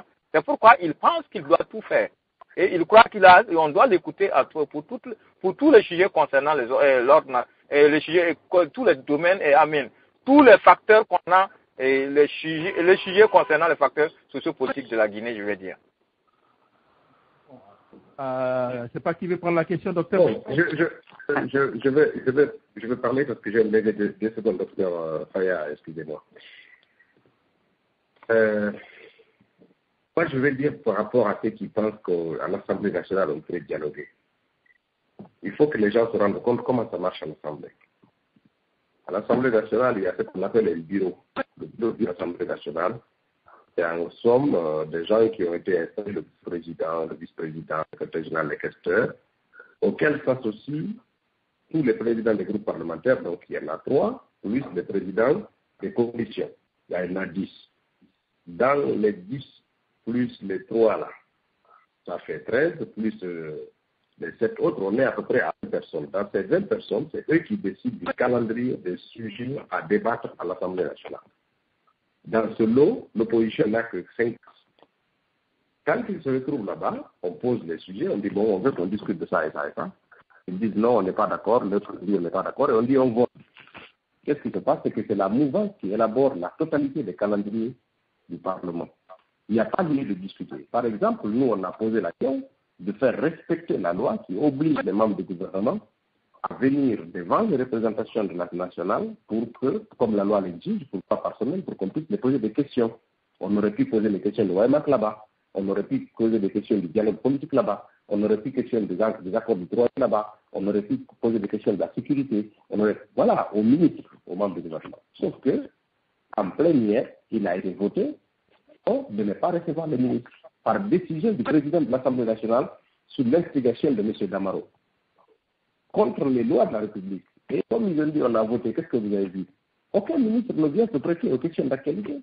Quand est-ce que vous voulez qu'on discute avec eux? On ne va quand même pas discuter avec un monsieur comme Damaro à l'Assemblée sur des questions de Weimar ou des questions de la sécurité. Il va vous dire, je ne suis pas ministre. Voilà comment Alpha Condé dit. Ça veut dire que quand on est à l'Assemblée nationale, ce n'est pas que l'opposition ne peut pas discuter, mais vous allez discuter avec qui et pour quel résultat. On ne va pas discuter des affaires de Weimar jusqu'à aboutir à un vote. L'affaire de Weimar, c'est un problème qui concerne à la fois les partis qui sont à l'Assemblée, mais les partis qui ne sont pas là. Il faut que les Guinéens arrêtent de croire à cette démagogie qui est maintenant vantillée par le gouvernement, que le débat politique, ça se tient à l'Assemblée.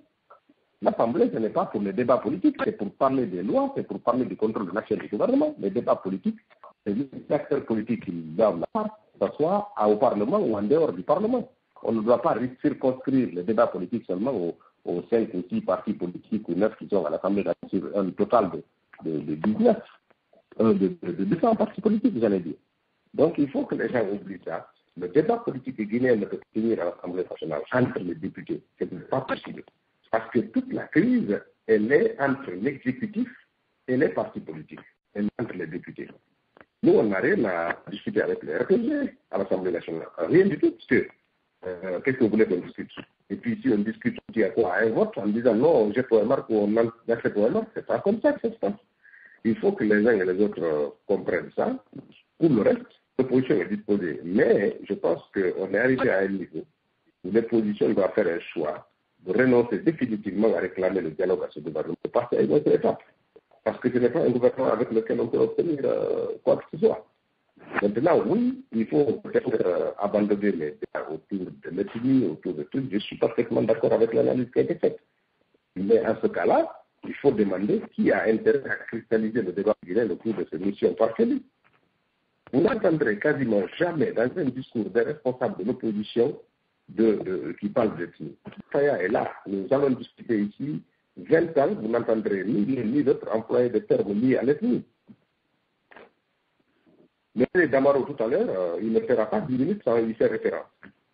C'est tout, parce que le RPG n'a rien à offrir au peuple de Guinée que de cristalliser le débat autour de l'ethnie. Ils n'ont rien à offrir. Donc pour eux, il faut maintenir cette tension.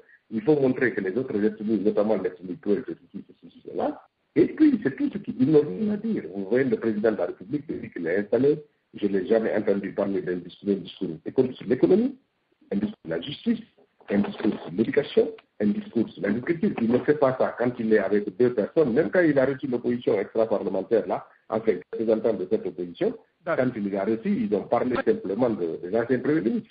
Oui, les anciens premiers ministres, c'est tout. Il n'a rien à dire. Maintenant, ancien premier ministre, ça veut dire celui d'Alex. Ça ne veut pas dire les gens qui sont autour de lui, hein, les Fodé Bangoura, ce n'est pas des anciens premiers ministres. Hein. Les Tidjane Soare, ce n'est pas des anciens ministres. Hein. Donc, tous les anciens premiers. Donc, je pense qu'il faut comprendre que oui, au dialogue, mais l'Assemblée nationale est mieux appropriée pour régler les questions politiques. D'accord. Alors, docteur Faye, avant de vous permettre de répondre, puisqu'on n'a pas assez de temps, on va gagner en temps, je vais permettre à M. Sotontoro de faire ses observations et vous allez répondre certainement aux deux questions en même temps. Alors, allez-y. Hein. Alors, bonsoir Jacques. J'ai dit bonsoir aux invités puisqu'on n'a pas assez de temps. Bonsoir au doyen Lamine Kara, M. Chérif Haïdara et l'honorable Ousmane Gawal. Et puis, bonsoir à M. Milimono Faya. Je vais juste demander à M. Milimono Faya quelque chose que je n'avais pas très bien compris, bon, puisqu'on n'a pas assez de temps. Il a dit tout à l'heure dans cette intervention que ils ont reçu, je ne sais pas si c'est un courriel, que le président de la République souhaiterait les rencontrer. C'est bien. Alors, ils ont pris leur temps, ils se sont dit, bon, qu'il faut peaufiner les idées pour ne pas que nous tombions dans le pied. D'accord, tout ça c'est bien, mais qu'il fallait rédiger un mémorandum, si j'ai très bien compris. Bon, à ce niveau, je me dis, ben, écoute, le président vous a et vous n'êtes pas allé, vous ne connaissez, même si vous soupçonnez de la teneur qui peut-être, ma foi, peut-être politique, mais vous ne connaissez pas, comment dirais-je, le contenu de cet appel, mais vous décidez à rédiger un mémorandum. Par rapport à quoi? Vous rédigez un mémorandum avant la rencontre. Je ne comprends pas très bien cette démarche. Et vraiment, j'aurais souhaité que M. Milimono Faya m'explique un peu. Maintenant, la remarque, c'est tout simple. Et la dernière fois, des accords du CGE et de la négociation du moins du CGE, et M. Milimono Faya a dit qu'il est satisfait, comment dirais-je, de la tournure des événements dans la salle de ce jour, et que le ministre vraiment a été impartial et que c'est bien, que c'est quelque chose qu'il fallait encourager. J'ai dit d'accord, c'est bien, mais est-ce que, pour moi, stratégiquement, est-ce que c'était le moment qu'il fallait le dire? Parce que stratégiquement, le ministre n'est que l'avant-bras ou bien, comment dirais-je, les canaux d'irrigation du président. Les ministres connaissent à peu près les intentions du président et peuvent être sobres à ce niveau, mais la réalité, comme l'a dit M. Camara Lamine de l'Allemagne, en fin de compte, ce sont les empreintes d'Alpha Condé qui seront sur la table. Et en réalité, vu maintenant la finalisation de ce dialogue et la déclaration de ce Milimono Faya, est-ce qu'il n'y a pas eu contradiction du ministre de la Justice par rapport au geste? Voilà, c'est regrettable, c'est tout. Alors, docteur Faya, hein, allez-y pour ces deux questions et puis la question de M. Bambara aussi. Oui, je vais commencer par la question de notre frère Bambara, qui a peint la situation selon son point de vue pour dire qu'il ne faut pas tout ramener au président de la République. Je suis d'accord qu'on ne ramène pas tout au président de la République. En réalité, quand un président comprend son rôle, il s'intéresse aux grandes questions. Et quand un président se voit obligé d'intervenir dans la gestion des salles de spectacle et un palais du peuple, eh bien, comment on ne peut pas renvoyer le président? Ça, c'est le comble. Le jour que la présidence de la République a envoyé, n'est-ce pas, au palais du peuple, par rapport à une salle de spectacle du palais qui avait été louée par un parti politique.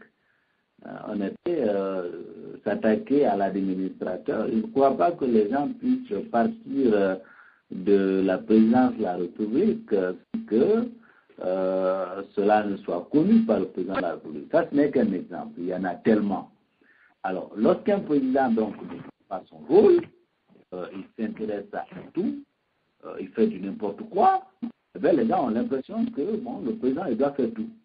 Et finalement, on lui impute toutes les responsabilités. Ailleurs, vous n'allez pas dire à Ouattara d'aller gérer une salle de spectacle pour quelle rue d'Abidjan.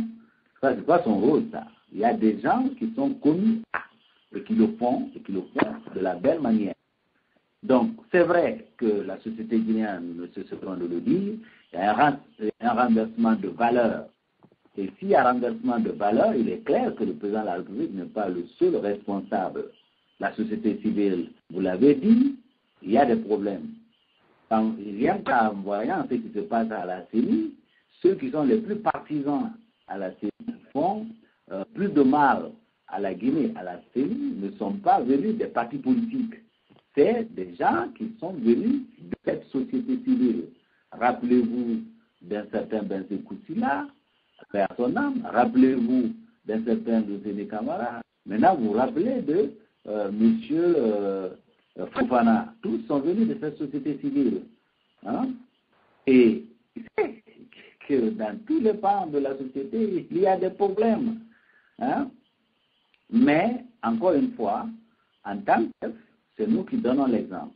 Hein? Nous essayons de moraliser la société en donnant un meilleur exemple. Mais si le mauvais exemple est donné par les responsables, dans une situation guinéenne où vous avez beaucoup de citoyens qui ne comprennent pas trop de quoi l'on parle, on ne peut que avoir un débat confus.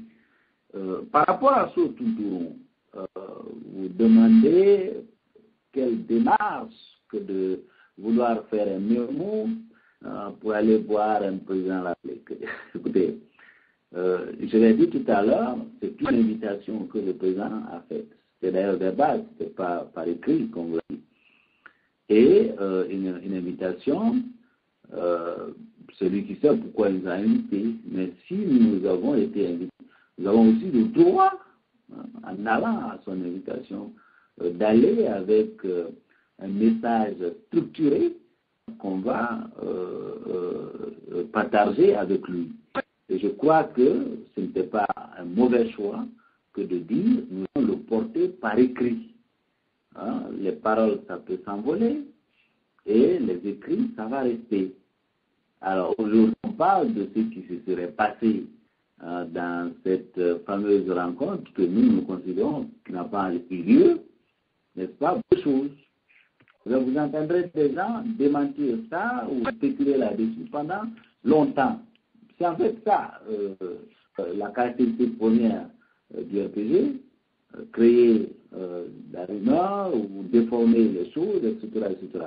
Donc, la Guinée a une histoire. Alpha, dans ses relations avec la Guinée, il y a une histoire de laquelle nous devons tirer des enseignements.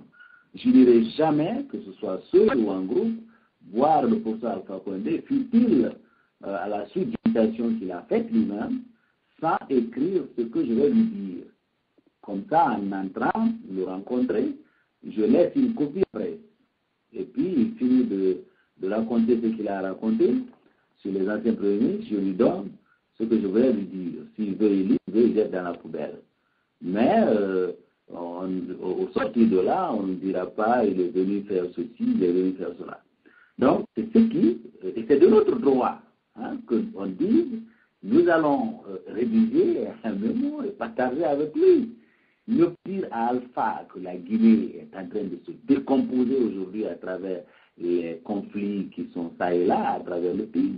Ne pas dire à Alpha que l'insécurité, les Guinéens en ont marre.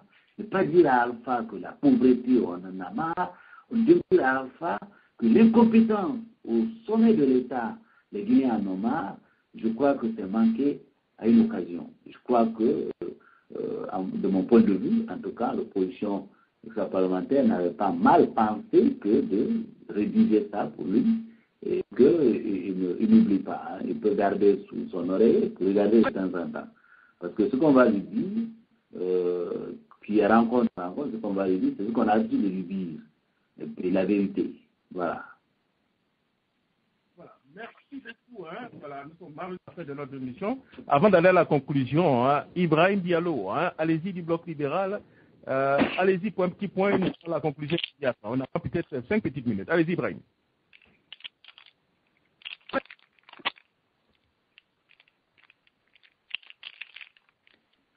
Diallo, est-ce qu'il nous entend Voilà, il ne nous entend pas. On va à la conclusion rapide. Alors, on va tenter encore. Ibrahim, est-ce que vous êtes là? Voilà, vous m'excusez, j'étais en mute, Jacques. Ok, je pense que la dernière question que M. So a docteur, il a peut-être dû oublier ça. Bon, c'est le ministre, en fait, il a dit qu'il n'a pas très trop vanté, en fait, ce ministre, ce qu'il dit. Il dit que le ministre a posé un acte républicain. Et si quelqu'un, dans l'élaboration en Guinée, parce que dans le passé, nous avons connu les responsables en Guinée là-bas, qui sont ministres ou en tout cas directeurs ou quelque chose, c'est-à-dire quand on occupe un poste de responsabilité en Guinée, c'est qu'on devient le griot du président ou le griot de son chef. Et alors, là, il est venu, il a dirigé les débats de façon vraiment impartiale, c'est-à-dire qu'il a donné la parole à tout le monde, parce que dans le passé, nous savions, quand le dialogue, même le dialogue du 3 juillet commençait, et tous les dialogues dans le passé. Allô? Oui.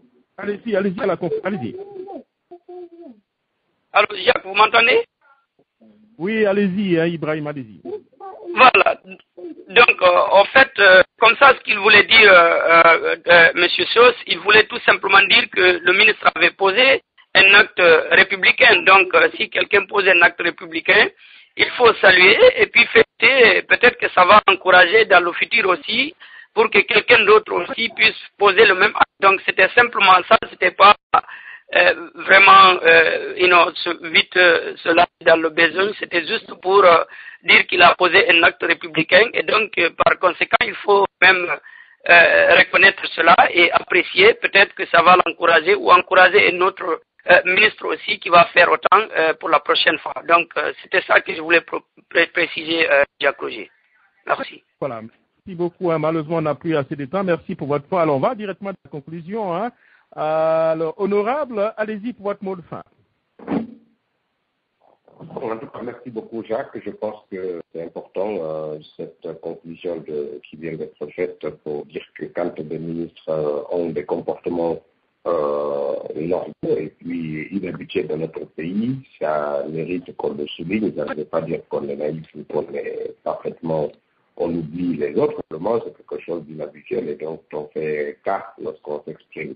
Maintenant, il faut aussi comprendre, moi j'ai relevé une chose que j'avais oublié de dire tout à l'heure, lorsque j'ai entendu le ministre Damantan parler de la commission d'enquête parlementaire, mais en fait ce qu'il fallait simplement lui dire, c'est que lorsqu'il y a une enquête judiciaire ouverte sur un cas, la loi interdit qu'il y ait une commission parlementaire d'enquête qui soit sur le même problème. Donc ce n'est pas possible, simplement il y a une impossibilité entre la mise en place de l'information judiciaire, donc une enquête, et l'installation d'une commission d'enquête parlementaire. Les deux ne peuvent pas aller ensemble, même si j'ai entendu le ministre qui peut bafouer, mais je pense qu'il faut que ces gens lisent la loi et qu'ils comprennent un peu comment les choses marchent en Guinée. Voilà, c'est bon. Et puis, cependant, l'Assemblée peut initier une commission d'information qui va juste essayer de comprendre, peut-être auprès du procureur qui est là ou de certaines populations, mais une commission d'enquête ne peut pas venir. Donc, c'est ce que je voulais dire. Merci beaucoup. Merci à Dr. Faya de s'être prêté à ces échanges. Et puis, merci à vos éditeurs, à l'ami Camara, M. Chérif et à tout le monde. Merci, Jacques. Voilà. Alors, vous avez le gros micro pour votre mot de fin. Merci beaucoup, Jacques. Je dis merci à mon frère de l'Allemagne qui... je crois qu'il est maintenant 3 heures du matin là-bas, de s'être donné le temps de partager ces moments avec nous. Vraiment, ça m'a fait beaucoup plaisir. Je remercie le shérif de Washington et je crois que le shérif de Washington sera à la marche de Washington pour dire qu'on a un mauvais président qui est dans un pays qu'on appelle la Guinée, etc. Bon, j'allais aussi effectivement dire un tout petit peu quelque chose par rapport à Cheikh Tako. Cheikh Tako, c'est vrai, je l'ai dit très haut, Mais tous ceux qui ont participé à ce dialogue ont apprécié ce qu'il a posé comme geste. Peut-être le plus content, c'était des gens comme M. Alassane Condé. Je me rappelle, le premier jour de la rencontre, M. Alassane Condé a fait une remarque anti-républicaine quand il a dit l'opposition se plaint de la CENI alors que l'opposition a des représentants à la CENI. Et le maître Sarko lui a dit, monsieur le ministre, ce n'est pas républicain. Ce qui est dit dans nos lois, je vais vous le rappeler, c'est que quand un commissaire prête serment, il cesse de représenter quelqu'un.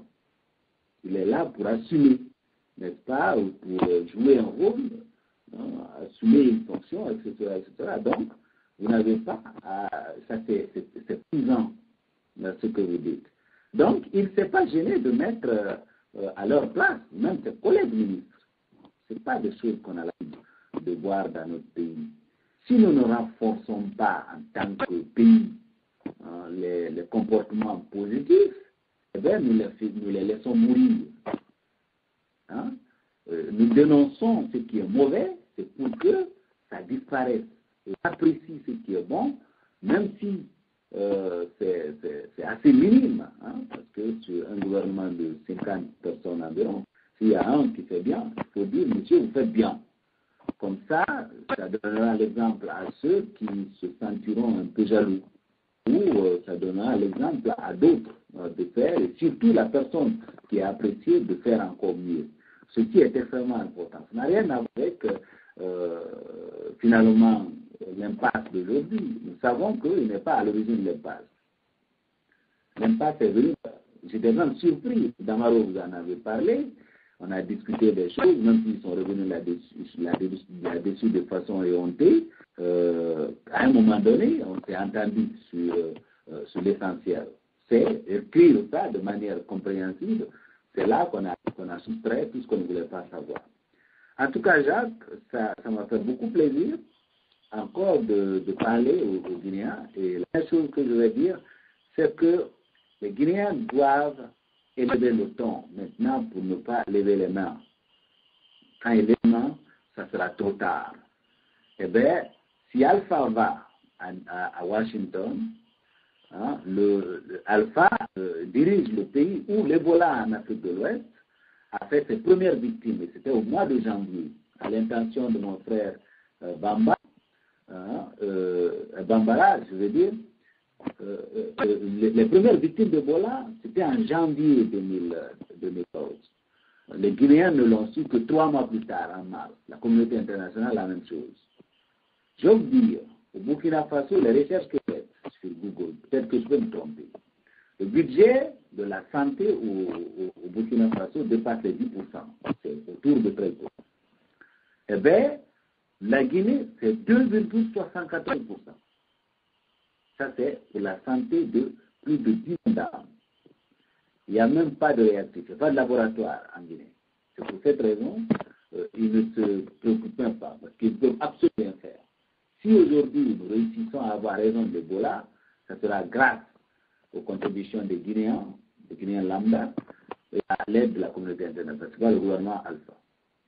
Donc, Jacques, merci, et je remercie tous les auditeurs qui nous ont partagé ces moments avec nous, et je remercie l'honorable Diallo d'avoir partagé ce plateau avec nous, et que Dieu aide la Guinée à aller de l'avant. Je vous remercie beaucoup et je vous souhaite une très très bonne nuit. Voilà, merci beaucoup Dr Fayamin Mono, merci beaucoup honorable Ousmane Gawa, c'est toujours un plaisir de vous avoir et surtout le travail d'éducation et d'information. Donnez simplement à nos auditeurs, ça nous aide mieux à comprendre un peu à votre carrière. Et portez-vous bien, voilà. Pour nos amis, il va rester en ligne, le pasteur Da sera avec vous dans 5-6 petites minutes. Mais en attendant, je pense pas si nous avons suffisamment de temps pour écouter M. Alassane Dramane Ouattara qui est allé donc signer son traité d'amitié avec M. Blaise Compaoré. Nous allons le suivre et en attendant donc l'arrivée du deux pasteurs. Voilà, merci. De se communiquer avec le ministre burkinabé des Affaires étrangères. Nous allons donc voir